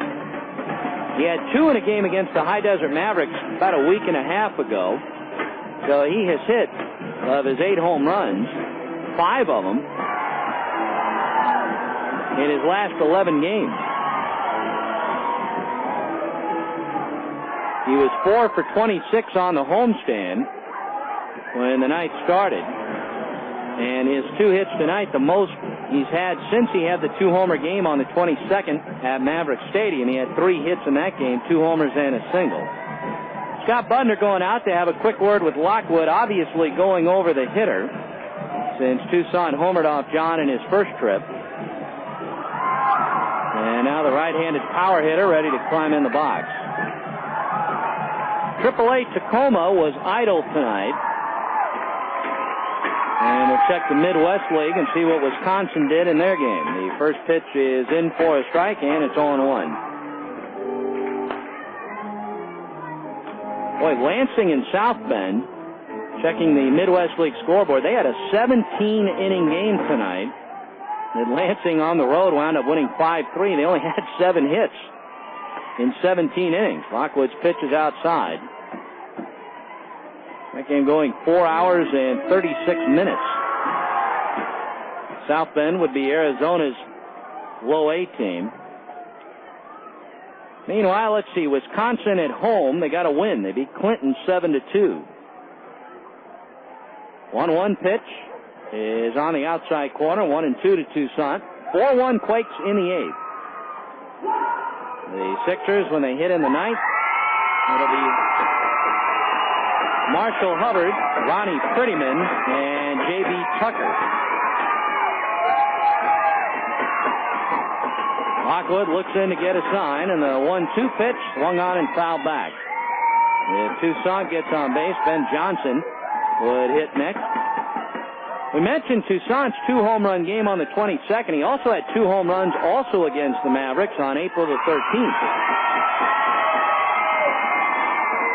Crowd is reacting to their scoreboard in right field. They have the word noise up there, as the pitch home is behind Toussaint, and it actually got a piece of him. So he winds up getting hit by a pitch. I believe that is the first Quake to get hit tonight, and I believe that is the 10th Rancho batter that has been hit by a Sixers pitcher in their 6 head-to-head meetings. And Inland Empire with a league-high 46 at-batsmen this year. Remember last night, as Ben Johnson climbs in from the left side, he is a switch hitter. Last night, Sean Rodriguez got hit twice by Aaron Jensen. So the Quakes trying to add some insurance, leading by 3. The Sixers held to 1 run in their first 17 innings at the plate in the 2 games in this series. Tomorrow we've got a day game that we will not be broadcasting. It'll be at 2:05 here. The pitch home to Johnson in for a strike. And that'll be Ivan Blanco against right-hander Francisco Rodriguez. The Quakes, though, will be broadcasting. If you are normally an internet listener, we would invite you to dial up on the Quakes website, rcquakes.com, and listen to the ball game on the internet. If you are a local listener, you should be able to pick up the radio signal, 1370 AM. That comes in during the day pretty well out in the San Bernardino area as Johnson takes inside 1-1. Not so well at night, though. So you got a couple of choices for tomorrow's game. We'll be at Maverick Stadium Monday night, and we'll have that game for you live beginning at 7. Start of a 3-game series there. 2 on, 2 out. Lockwood set. Looks back at second, and the pitch is down and in, swung on and missed. So Johnson went for one that appeared to be out of the strike zone, and the count now 1 ball and 2 strikes. 66ers entering tonight with a .329 team batting average in their last 13 games, but just 5 hits in the ball game tonight. That would currently match their season low for hits in a game. A 1-2 pitch is a changeup, fouled back. Back on April the 14th at Maverick Stadium, the Sixers had just 5 hits. And then in Game 2 of the doubleheader in San Bernardino against the Mavericks, on April 15th they had 5 hits, but that was a 7-inning game. Just 5 so far in the ball game tonight. And we'll have to check Rancho's media notes. The fewest hits they've allowed is 2, and they've done that twice. Ramalay at second, Toussaint at first. A walk and a hit batsman put him there, and the pitch home to Johnson high and away, 2-2. Lockwood had retired the first 2 here in the inning. The Quakes with a win would even the head-to-head series at 3 apiece. And more importantly for them, they pick up another game on the Sixers. Here comes the 2-2 pitch to Johnson, swung on and missed. So Ben went for one about knee-high and strikes out. Third strikeout for Lockwood, who winds up stranding 2 runners out there, and we go to the 9th inning. Quakes 4, Sixers 1. African soccer players taunted by monkey chants. We black players are always the victims of this matter. We are insulted. We are called gorillas and all these things. The threat of racist soccer fans at the World Cup. That's Sunday on All Things Considered from NPR News. at 5 p.m. on KVCR San Bernardino. Snacking on sound bites is one way of consuming news, but the BBC's News Hour gives you something different. Hello, I'm Robin Lustig. Every day we bring you the news, not just headlines in brief, but a full hour of reports and analysis. That means more time to digest the top world stories and what they mean for you. News Hour from the BBC. Make it part of your daily radio diet. Weekday afternoons at 1 on KVCR San Bernardino. Next time on The World, Washington has helped overthrow governments in 14 countries over the past century. Journalist Stephen Kinzer has chronicled them all. He says U.S.-backed regime change has a big downside. These interventions not only harm the target countries, but actually undermine American national security in the long run. Regime change, we examine America's track record next time on The World. Monday afternoon at 2 on KVCR San Bernardino.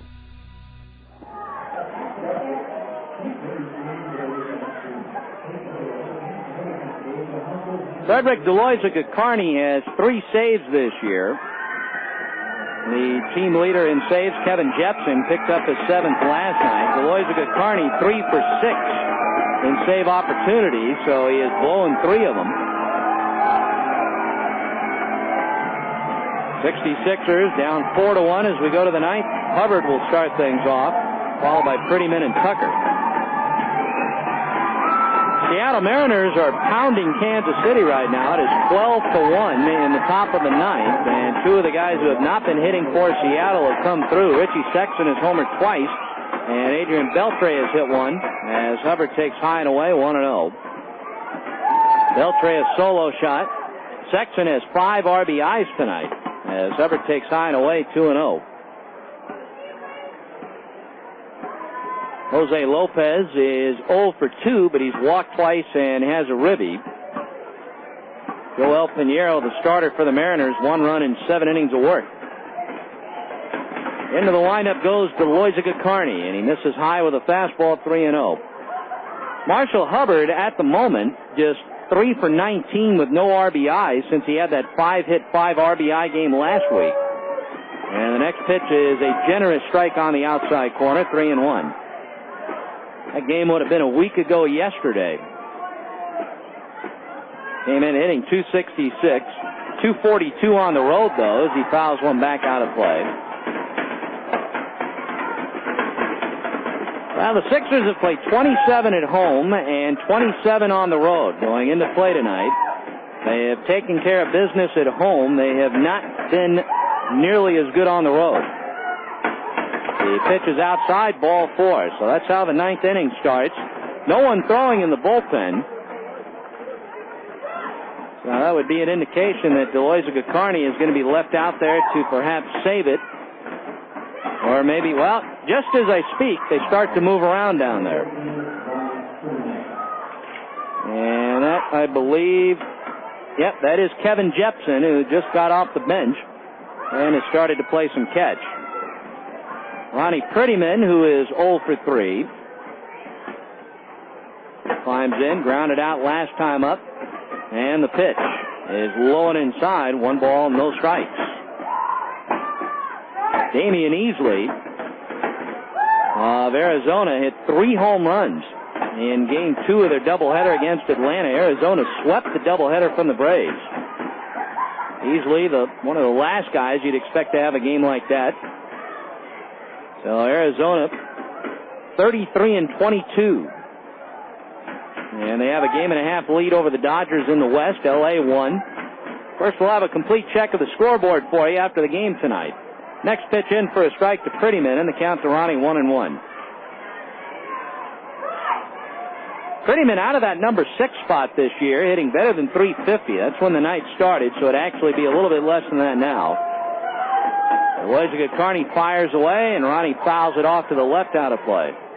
1 ball and 2 strikes.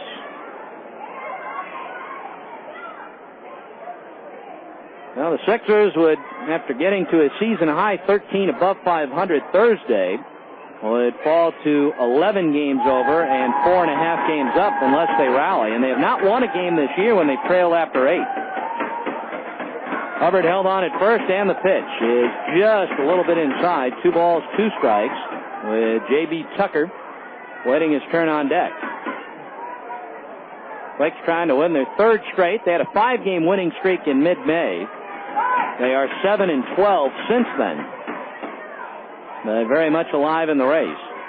Prettyman swings away and pops it up down the left field line. Should be playable for Riley. He goes back and makes the catch. Hubbard all the way to second, will race back to first base. One away here in the 9th inning for J.B. Tucker.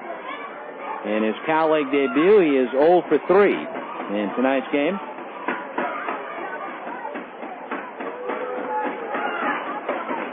Tucker out of the same college that has produced, well, among others, Major League starter Kevin Jarvis. And some of you might remember a guy who played for Lancaster in 2004 in this league by the name of Jamie D'Antona, a third baseman. He went to Wake Forest as Tucker takes low 1-0, but he came out before Tucker had transferred, so they were never teammates. The next pitch is knee-high for a strike, and that'll even it up. JB hit .322 for Wake Forest last year, led the team in hits, doubles, home runs, RBIs, slugging, and total bases. A check swing by the right-hander is fouled off to the right, 1-2. He ended up ranking 6th in the ACC in home runs, 6th in doubles, 7th in RBIs, and he had a career-best 16-game hitting streak at Wake Forest a year ago. The outfield way around toward right, as Deloitte Carney will step off, and now Collins is going to head out to the mound. Rancho Cucamonga has played the most home games in the league. This is number 35. They have only played 21 games on the road, but we told you earlier tonight that after tomorrow they go on the road for a while. They go up north for 6, and then High Desert for 4. They've been a decent road team this year, 10-11. Hubbard held on at first, pitch on the way. Tucker takes, and it looked pretty good from up here, but evidently must have missed down and in a bit. So that'll even things up. 2 balls, 2 strikes. Last night, the first time in 3 years, a Sixer team was shut out in this park. Pitch to Tucker, outside corner. See you later. So the Quakes 1 out away from pulling to within 4.5. And folks, I think we might have ourselves a pennant race on our hands after it looked like the Sixers were going to run away with it. Matt Rogelstad coming up. Rogie off to a slow start since coming down from San Antonio, just 5 for 30. He is 0 for 3 tonight, struck out last time. So he is the last hope for the Sixers tonight. Of course, the last time Inland Empire lost 2 in a row was when they got swept in Lake Elsinore, right before the Quakes came to San Bernardino. Pitch is low 1-0, and after the Sixers won the first game and lost the second of that Rancho series, they started their 9-game winning streak. 1-0, pitch home to Rogelstad, outside corner for a strike, and the count now 1-1. This would be the 6th losing road series for the Sixers out of 9 this year. Rogelstad grounds it to the right side, off the glove of the second baseman Sutton and into shallow right. So that'll be scored as a base hit. Stopping at second is Hubbard. And now Josh Womack with his mom here in the crowd looking on will be coming up. Josh with a triple to start the 8th inning and came in with the only run on a scoring fly ball by Easley. Scoring opportunities tonight have kind of been few and far in between for the Sixers. Really didn't have a lot of scoring chances last night, although they certainly had more than they've had tonight. Nonetheless, Womack, a guy with some pop in his bat, 5 home runs, and he would carry the tying run up there at the plate. And we will see, with runners in scoring position and 2 outs, which is the case right now, Womack this year is hitting almost 300. He takes a pitch low and inside, 1-0. I would have to imagine that this will be more than likely the last man that Deloitte Carney will face. If he gets Womack out, the game is over. The pitch home to Josh, check swing, ball is high, and on the appeal they say no swing, 2-0. And I would guess that if Womack should extend the inning, Kevin Jepsen would likely be brought in to try to end the game. In case you're wondering, Deloitte-Kearney's allowed one home run. That was back in mid-April in Lancaster. Womack takes at the knees for a strike, 2-1.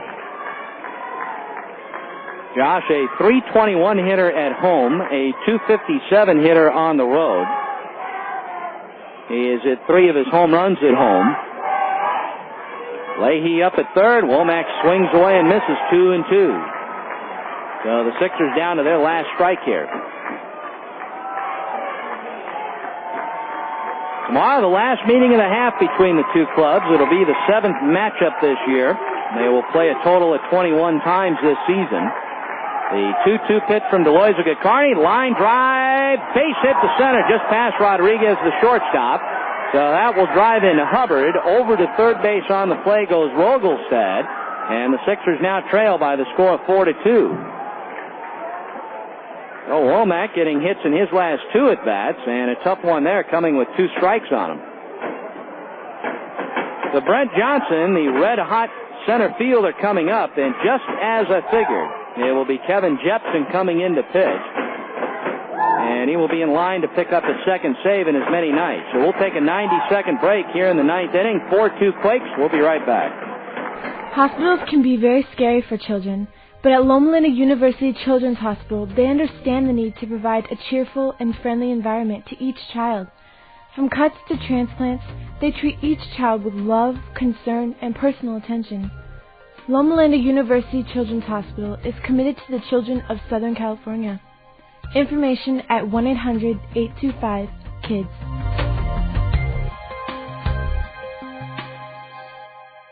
You wouldn't want your favorite sports team to only play offense or only play defense, would you? Allstate would like you to know they have a plan to combine both home and auto insurance to help serve you.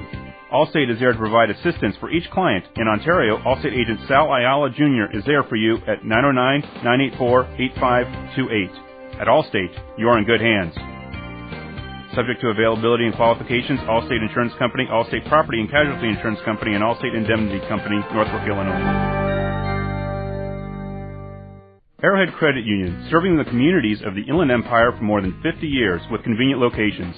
Arrowhead Credit Union offers savings and loan programs and provides members access to over 1,800 service center locations and over 25,000 ATMs nationwide. If you live, work, or worship in San Bernardino or Riverside counties, Arrowhead Credit Union can provide you with rates, friendly service, and convenience. Information is available at arrowheadcu.org.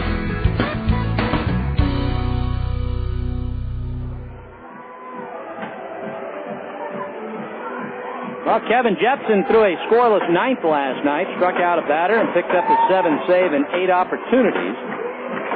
He has allowed just 1 of 5 inherited runners to score this year, and he inherits runners at the corners with Brent Johnson at the plate. So the Sixers have one of their more reliable hitters up there, and they've got plenty of those kind of guys. Johnson, since the beginning of May, by far, has been one of their top hitters. He and Mike Wilson, statistically, would be the 2 best. And B.J. with a couple of hits tonight, 2 for 4. Has hit safely in 10 straight, as well as each of his last 10 games on the road. And has hit well against the Quakes this year. He's got 10 hits in 24 at-bats against them. So here he is, the pitch from Jepsen. Kevin over the top, almost overthrew his catcher. 1-0. Jepsen will run it up there consistently in the low 90s. He'll occasionally get it up there about 95. A very live arm. Told you last night he's a guy who's had some elbow problems in the past, but he's healthy right now. 1-0 pitch instead of throw to first. Not a bad idea. Womack doesn't figure to be doing any running with 2 outs, but that is your tying run. Well, let's see. Johnson, runners in scoring position and 2 outs. Hitting .321 in 28 at-bats. And Jepsen, looking at his situational stats, runners in scoring position, 2 outs, a 188 average against. Outfield, a little bit toward right, as Johnson takes one on the inside corner. So the count 1-1. And if Brent can get on base, young Chief Chen would have a chance to hit. 6,368 the paid attendance, so a little more than last time, making this the biggest road crowd for a Sixer game this year. Jepsen with a high set, holds the glove about chin level, and now decides to go back to first. Womack in easily. Josh, if you are wondering, is 7 out of 12 in steals. Sixers this year, 8-17 when they have scored 4 runs or less. They had none last night, 2 tonight. 1-1 to Johnson is taken on the outside corner. The count 1-2. Jepsen has one of the better arms we have seen in the league this year. Obviously, our own Mark Lowe and Stephen Kahn and left-hander Eric O'Flaherty, 3 of the top arms in the league that we have seen. Modesto's Darren Clark up there as well. 1-2 pitch to Johnson is in the dirt, gets behind the catcher. The runner at third, Rogelstad, didn't see it. Womack, though, is able to advance to second, so now the tying run is at second base on, I believe, a wild pitch. No, pass ball. So they're going to charge Collins with a pass ball. The count to Brent Johnson is 2 balls and 2 strikes. So now a base hit to the outfield would likely tie the score. Johnson sweeping the bat across the plate as Jepsen looks in to get a sign, and the 2-2 pitch, curveball inside. So the count 3-2. If you're wondering on the outfield side, as far as who's got the arms out there, Cody Fuller has 4 assists. That would be the most, and he is the center fielder.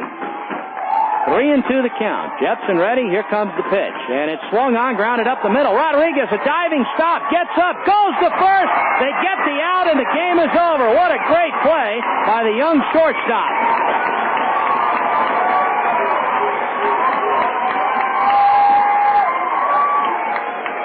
Rancho wins it 4-2. We'll have the totals in a moment. I'm Brooke Gladstone, and on this week's On the Media, is the business model for broadcast TV crumbling? Last year, my co-host Bob Garfield predicted the new media would wreak havoc on the old. We check in with the experts to see if he was right. Plus, the inventor of the leaf was the U.S. president. Find out which one on the next edition of NPR's On the Media. 4 p.m. Sunday on KVCR, San Bernardino.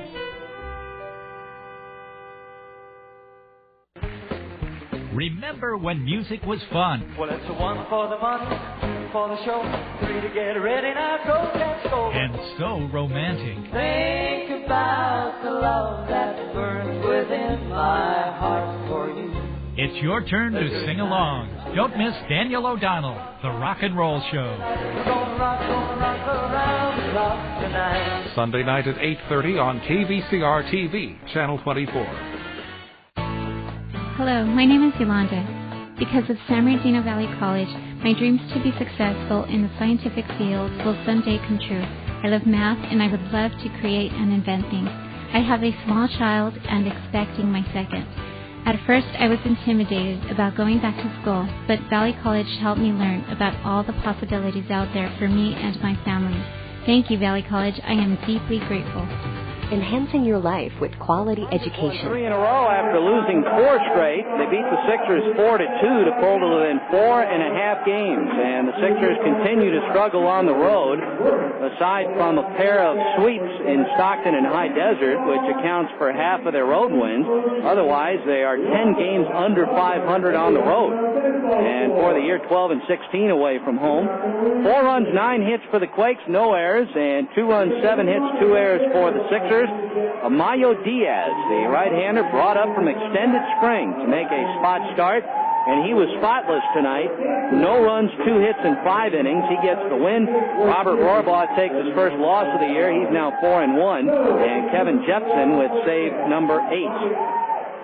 So tomorrow, the Quakes will go for the jugular as they will have a chance to sweep the Sixers here at 2:05 p.m. Right-hander Ivan Blanco on the hill for the Sixers, a record of 5-3.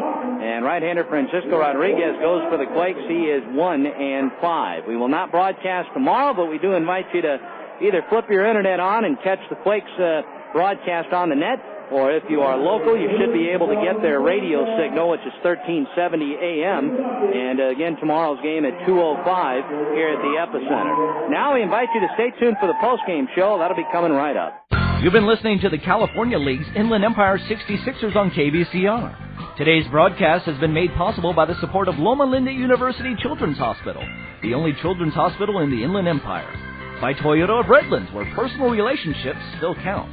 By the more than 50 Southern California Farmer Boys Fast-A-Rons, fresh food served fast.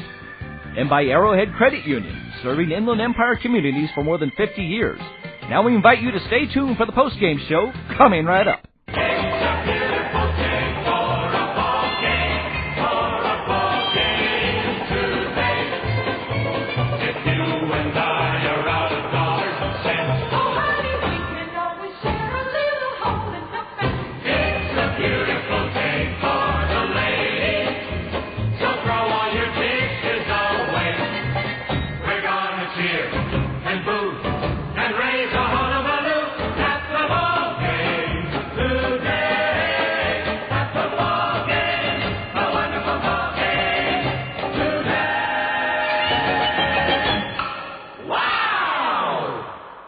The BBC knows this world is constantly changing, and we face the unexpected. The town has been utterly devastated, tens of thousands of feared dead. And across the globe there are important decisions being made that affect us all. With today's action, a real milestone has been reached. Keep up to date with what's happening in our complex world, with news from the BBC World Service. Overnights on KVCR, San Bernardino. Okay, audience, here's the problem. Folks who have never heard Says You, our game of words and wit from NPR, aren't likely to tune us in unless there's a little encouragement. How about it? Are we worth a listen? Right. That Says You from NPR. Saturday afternoons at 2:30 and Tuesday mornings at 9:30 on KVCR, San Bernardino. Hello, I'm Linda Hunt. Next time on City Arts and Lectures, our guest is Daniel Handler. The writer, best known by his pen name of Lemony Snicket, has a new novel for adults called Adverbs. Join me next time for a conversation with Daniel Handler on City Arts and Lectures on this public radio station. Tune in Wednesday morning at 10 on KVCR, San Bernardino, Riverside.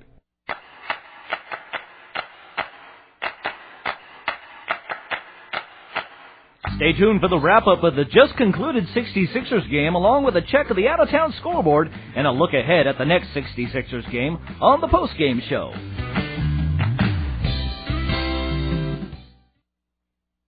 You wouldn't want your favorite sports team to only play offense or only play defense, would you? Allstate would like you to know they have a plan to combine both home and auto insurance to help serve you. Allstate is there to provide assistance for each client. In Ontario, Allstate agent Sal Ayala Jr. is there for you at 909-984-8528. At Allstate, you are in good hands. Subject to availability and qualifications, Allstate Insurance Company, Allstate Property and Casualty Insurance Company, and Allstate Indemnity Company, Northbrook, Illinois. Arrowhead Credit Union, serving the communities of the Inland Empire for more than 50 years with convenient locations.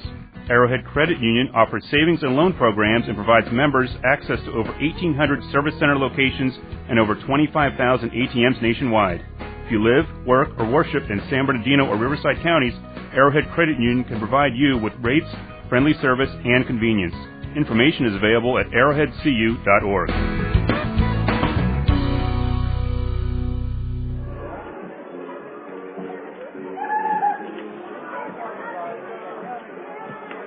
Well, Sixers wind up losing a 2-run game, so each of their last 7 losses have been by either 1 or 2 runs. And, problem is this, and it could be a big problem unless they can turn things around. They have a 4.5-game lead, which is a nice lead, but they have the majority of the rest of their games this half on the road, and they have just not been a good road team this year. They've got 4 more left on this road trip, and then 6 games up north a week after this next.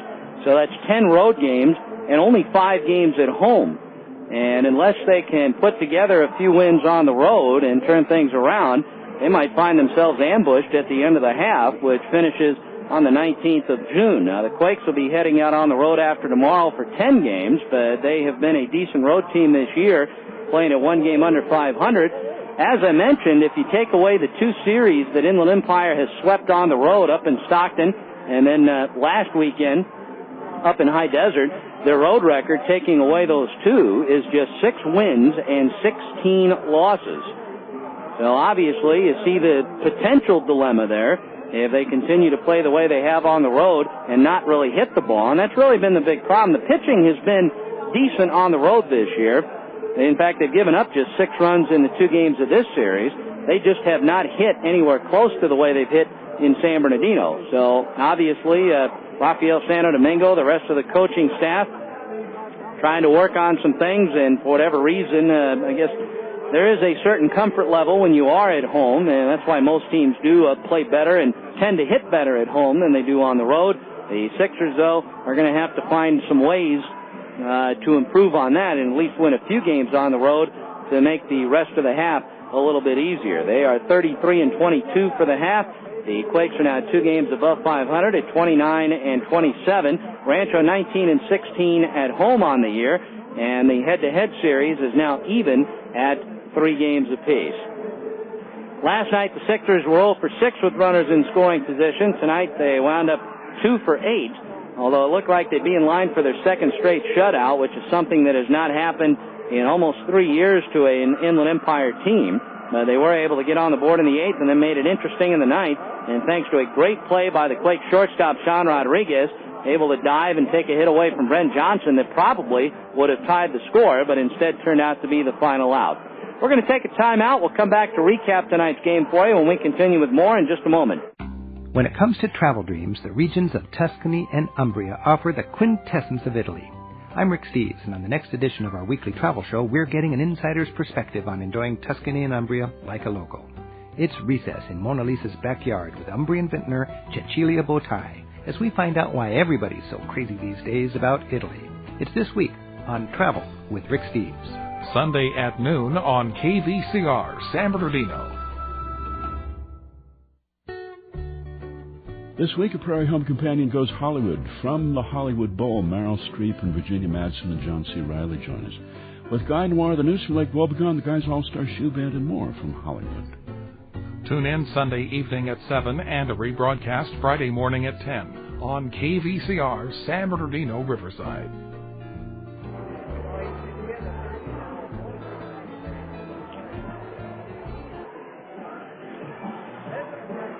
Well, the start of tonight's game was a mirror image of last night. Last night, the first 3 Sixers got on base, and the next 3 struck out. The Quakes then came up in the bottom of the first and manufactured a run, and that's exactly what they did tonight. For the Sixers, the ball game started with Brent Johnson getting a triple, but then Chen popped out, Easley popped out, and Wilson popped out.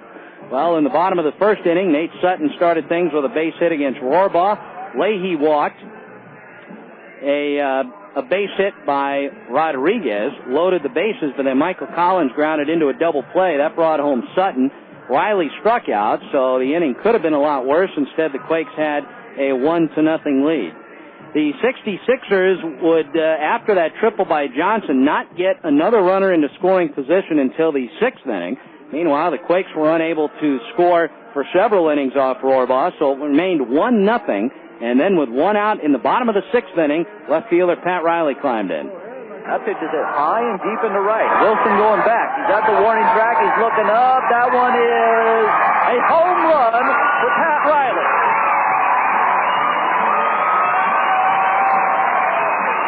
So Riley will round the bases, and that's going to make the score 2-0 here, and the fans go nuts.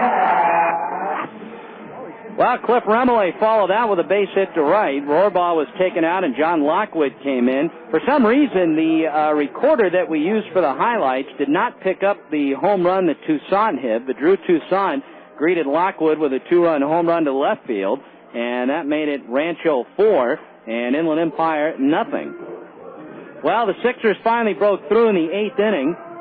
Josh Womack led off with a triple, and that was followed by Johnson popping up. Chen followed with a walk, but Easley flied to center field, and that was deep enough to score Womack to make it 4-1.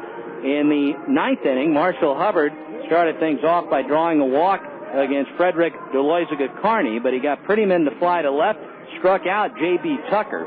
Rogelstad was able to get on base with an infield single, so the Sixers had runners at first and second, and up stepped Womack. The 2-2 pitch from Deloiziga-Carney, line drive, base hit to center, just past Rodriguez, the shortstop. So that will drive in Hubbard. Over to third base on the play goes Rogelstad, and the Sixers now trail by the score of 4-2. Well, at that point, Kevin Jepsen was brought in, the Quakes closer, and facing red-hot Brent Johnson, who already had a couple of hits in the ballgame tonight. The count went to 3-2, and then this.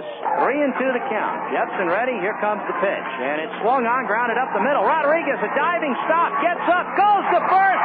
They get the out, and the game is over. What a great play by the young shortstop. And that is how this one ended tonight. Quakes holding on to win by 2. Going into last night, Rancho had lost 12 of its last 18, and in that stretch, they had been involved in 10 games decided by 1 and 2 runs. They had won one of them. Well, they won games here by the scores of 2-0 and 4-2. And again, each of the last 7 games Inland Empire has lost have been by either 1 or 2 runs.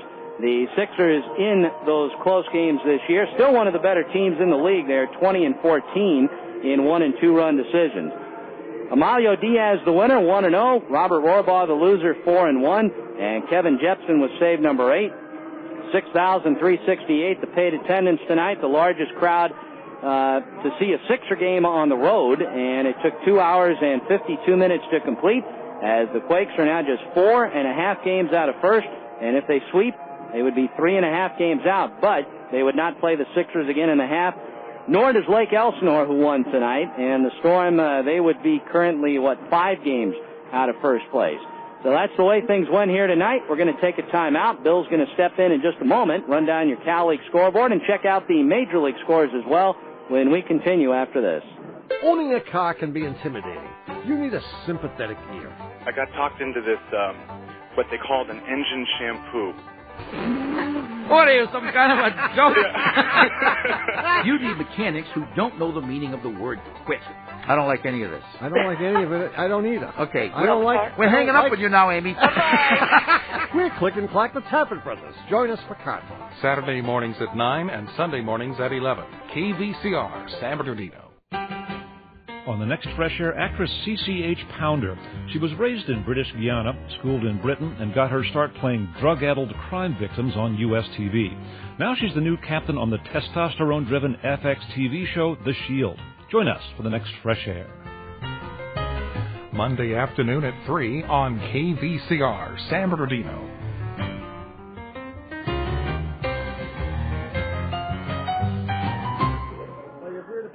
Bill Burns back with you, and we'll go ahead and take a look at the Cal League scoreboard to start things off, and it's a final in Lancaster between Lake Elsinore and the Lancaster Jethawks. 9-4 the final, with Lake Elsinore winning on the road here tonight. Ekstrom gets the win. He moves to 6-3 on the year, a 2.67 ERA for him.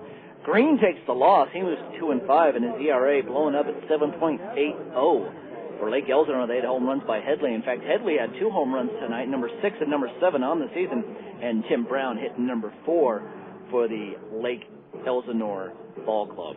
Taking a look at the doubleheader between Stockton and Modesto, and there's still one game in progress in this one, but the final is 10-3 with Stockton pulling out the first game of the 2. Webb got the win in the first ball game. He moves to 3-3 on the year, a 3.65 ERA. Matthias moves to 3-5 with the loss. He has a 4.14 ERA. The save went to Mitchell, his 10th of the year. McCrudy had a home run for the Stockton Ball Club, his 3rd of the year, and for Modesto, Dragovic hit a home run, his 1st of the season. In the second game, it's still going on. In fact, they're in the 6th inning. It's 6-1, Stockton in the lead in that ball game, and they look like they might be able to take 2 out of 2 here today in the doubleheader. Not easy to do. Visalia beat High Desert 7-4. That game was being played up in Adelanto, up in the High Desert. So a 7-4 final there. Mason with the win. He moves to 5-2. Plummer with the loss is now 6-2 on the season. De Los Santos, he gets his 8th save of the year. Cumberland hit a home run for the Visalia Ball Club, his 12th of the season. Asanovic hit number 2, and Nowak He hit number 2 as well. San Jose and Bakersfield still in progress. San Jose winning this one 3-2. They're going to the 9th inning in Bakersfield, so that one is not quite done yet. And we still got the Stockton and Modesto ball game in progress as well, so we'll try to get those scores to you before we head off the air, if indeed they are finals.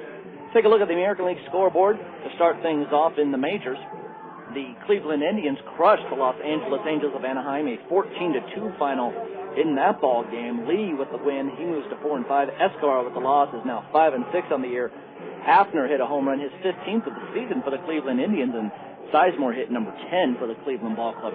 Oakland slips by Minnesota 2-1, a pitcher's duel up in Oakland, and the A's blow a late lead, but Chavez RBI helps beat out the Twins in this one. Halsey moves to 2-2 with the win. Radke has the loss. He is now 4-7, and Houston Street has 9 saves on the season.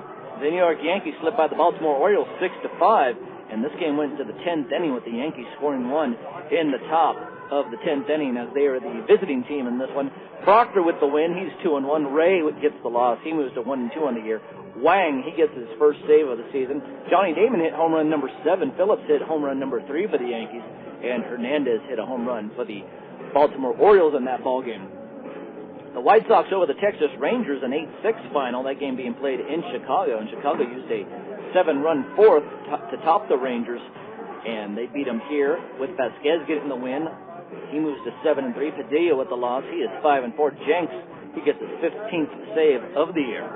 The Detroit Tigers back on the winning track. They win this ballgame 6-2 over the Boston Red Sox. The game was being played in Detroit, and Bonderman with the win. He is now 6-4. Wakefield takes the loss. He moves to 4-7. Rodney gets the save, his 7th of the year. Maglio Ordonez hit home run number 13. Carlos Guillen hit home run number 7, and Thames, he hit home run number 9. All home runs coming by the Detroit Ball Club here tonight. The Toronto Blue Jays beat the Tampa Bay Devil Rays 6-2. Halliday with the win. He is now 7-1 on the season. Hendrickson with the loss moves to 3-6. Ryan got his 13th save. Hildenbrand hit a home run for the Blue Jays, and Wigginton hit a home run for the Tampa Bay Ball Club. Seattle big over Kansas City, a 12-1 final. In fact, 12 runs on 12 hits for the Seattle Mariners. Panero with the win is now 5-5. Etherton with the loss. He moves to 1-1. Sexton gets a home run. In fact, he had 2 home runs for the Seattle Ball Club, number 7 and 8 on the season. And Beltre hit a home run, only his 3rd of the year, and he is going under big pressure up there in Seattle right now. So we'll jump over to the National League. Arizona beat Atlanta 4-2 in that ball game, and that was part of the day-night doubleheader, and I believe this was the first game of the two, so Arizona wins this one over the Atlanta Braves. Gonzalez gets the win. He is 1-0. Smoltz with the loss, 4-3. Julio gets the save, his 3rd of the year. Hudson with a home run for the Arizona Diamondbacks, his 2nd of the year, and Tracy also got a home run for the Arizona Ball Club, his 10th of the season. Well, the Giants beat the Mets in the first game of their doubleheader due to rain yesterday. Giants won the ballgame 6-4 over the New York Ball Club. Alfonso hit first big league home run against the New York Mets, and Kane with the win. He is now 4-5 on the year for the Giants. Hernandez gets the loss. He moves to 3-5 for the Mets. Benitez gets the save, his 4th of the year. And like I said, Alfonso hits his first home run of the season and of his career in that ball game today, the first ball game of 2. And we'll get to the next one a little bit later as they are still maybe in progress. We'll have to take a look. The Cubs get by the St. Louis Cardinals in a regular 9-inning ball game. And yesterday they had a 14-inning game go in St. Louis. An 8-5 win here tonight for the Chicago Cubs over the St. Louis Cardinals. Rush gets the win. He moves to 2-5. Mulder with the loss is now 5-4 on the season. Howery gets the save. Nevin hit a home run for the Cubs, his 10th, and so did Ramirez. Ramirez got number 10 as well here tonight. Philadelphia and Los Angeles hooked up over in L.A., and the Dodgers win 8-2 in the ballgame. Penny moves his record to 6-1 with the victory, and Brito, he moves to 0-1 with the loss. Kemp had a home run for the Dodgers in that ballgame. Well, the second game between the Mets and the Giants is indeed a final. A 3-2 final with the Mets winning this one, and Sanchez got the win in that ballgame, 4-0. Wilson got the loss. He is 0-1. Vizcaíno hit a home run for the Giants, his first, and Randy Wynn hit number 6 of the season for the San Francisco Ball Club. Also got a final in the Arizona-Atlanta Game 2 in the day-night doubleheader. This is the night game that I'm talking about right now. Arizona won over Atlanta 13-9. Vargas got the win. He is 6-2 on the season. Thompson with the loss moves to 2-5. Damon easily hit a home run. In fact, he had 3 home runs on the night. number 3, number 4, and number 5 of the season for Damon Easley. Man, it's hard to get 3 home runs in one ball game. That is just incredible, and he doesn't have very many home runs this season, but man, he really lit it up this evening. Eric Burns, who's been on fire as of late, he hit home run number 10 for the Arizona Diamondbacks. For the Braves, Marcus Giles had a homer, his 3rd of the year, and Betterment had number 5 of the season. Washington over Milwaukee, a 4-3 final. Bray with the win, he's 1-0. Turnbull with the loss, moves to 2-3. Cordero gets his 9th save, and Schneider had a home run for the Washington team, his 2nd of the season. Cincinnati over Houston, 7-5 is the final. Arroyo with the win, it's 7-2 now on the year. Pettit with the loss, moves to 4-7. King Griffey Jr. hit home run number 8 of the year. Pittsburgh beat San Diego 6-4. That game being played in Pittsburgh. Duke with the win, he is 4-6. Thompson with the loss, 2-2. Gonzalez got the save. No home runs in that ball game out in Pittsburgh. In Florida, big over Colorado, 13-0 the final there. Nolasco gets the win. He is 4-2. Kim with the loss, moves to 3-3. Helms had a home run.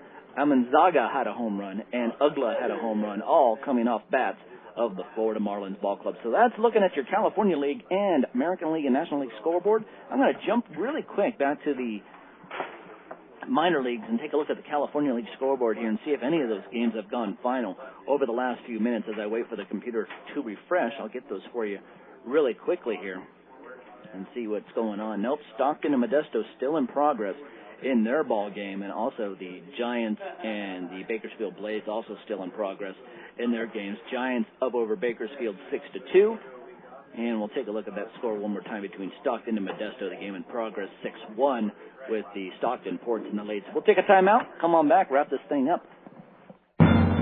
This week, the 40th anniversary production of the musical Mame opens at the Kennedy Center. It's deja vu raised to the 9th power. Can you imagine how it feels for me to still be able to get the same goosebumps when I hear that overture? Mame's composer and lyricist, Jerry Herman. Sunday on Weekend Edition from NPR News. Sunday morning on KVCR, San Bernardino. African soccer players taunted by monkey chants. We black players are always the victims of this matter. We are insulted. We are called gorillas and all these things. The threat of racist soccer fans at the World Cup. That's Sunday on All Things Considered from NPR News. At 5 p.m. on KVCR, San Bernardino.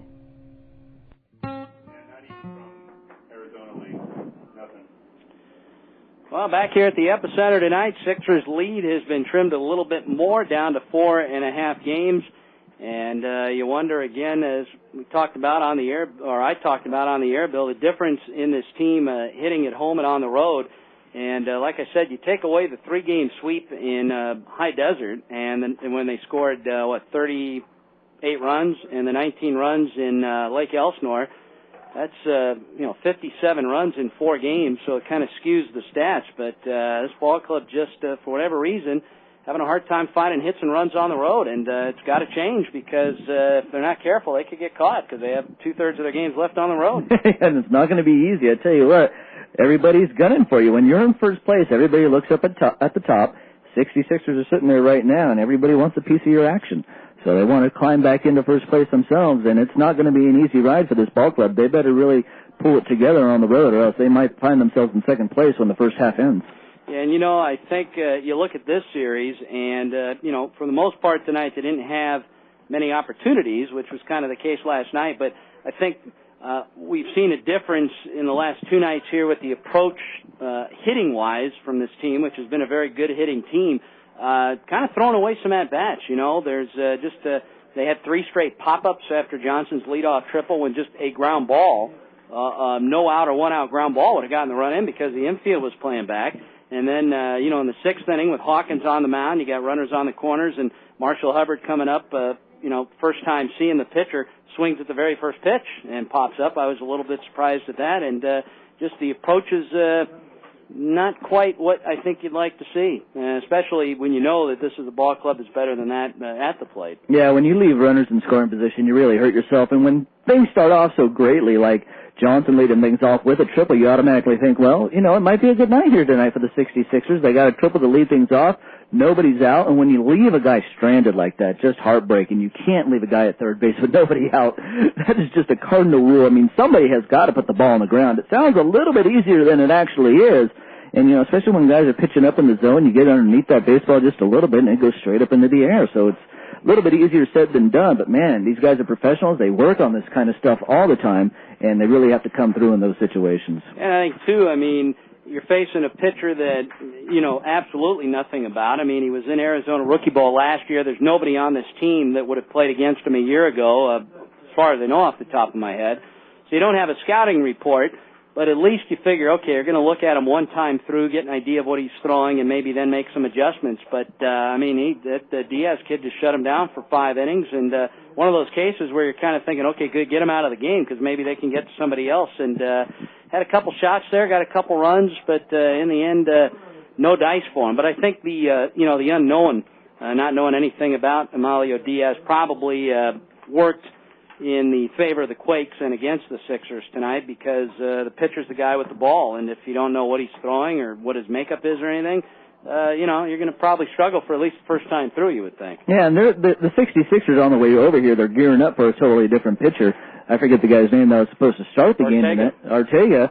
There you have it. And he was supposed to start the game tonight, so the 66ers driving over here on the bus are geared up for Ortega. They know that's the guy they're going to be facing tonight, and all of a sudden there's a different pitcher in there and somebody they don't know about. It's a little bit tough on you. Yeah, and, we're getting back to talking about the approach at hitting. I'm looking at my scorecard here, and, after Johnson's triple, Chen popped up on the second pitch, Easley popped up on the second pitch, and Wilson popped up. I can't tell if that's a ball I marked down or just a little mark. It's either the first or second, I can't tell. But in any case, you're facing a guy for the first time. You want to take a few pitches. You want to see what he's throwing and all that, and it's not like you have to swing at that first one. So a lot of early outs, too, not only, throwing away some at-bats with the pop-ups, but doing it so early in the count, too, has got to be, I'm sure for Rafi and Gary, not much they can do except just preach patience to the hitters, but at the same time you're watching it going, oh my goodness, guys, take a few pitches. Yeah, please take a few pitches, and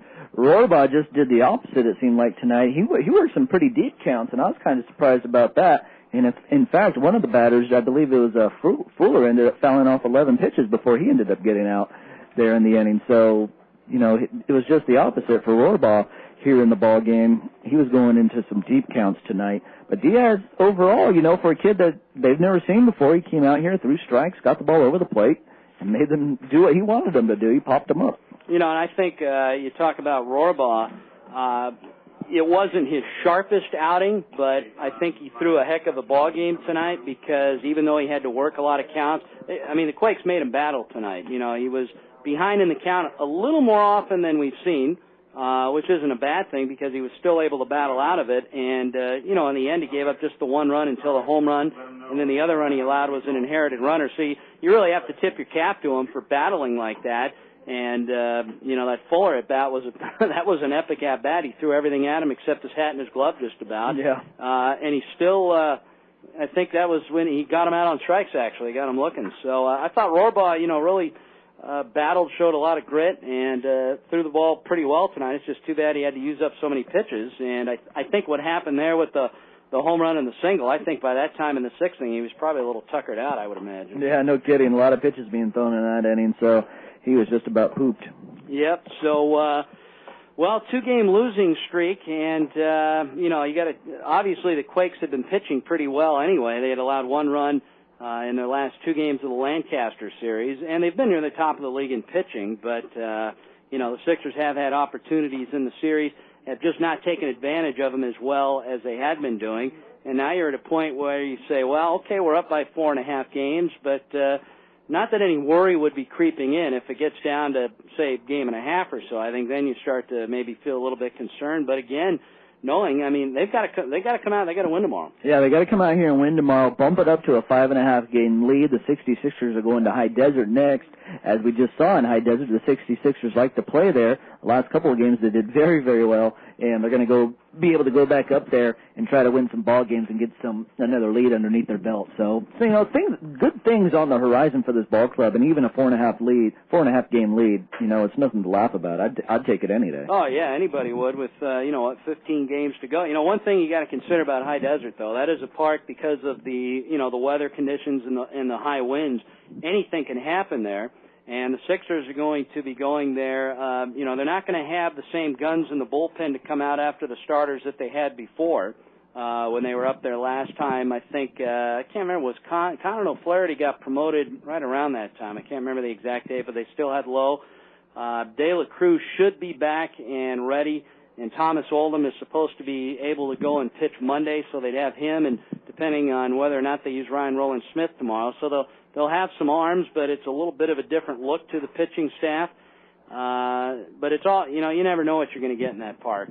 Sixers came out and just, bushwhacked High Desert last time and held them, I think, to 13 runs in 3 games and scored 38. But, that's always, like playing craps. You never know. It's a roll of the dice. So it's always kind of scary having to play a series up there.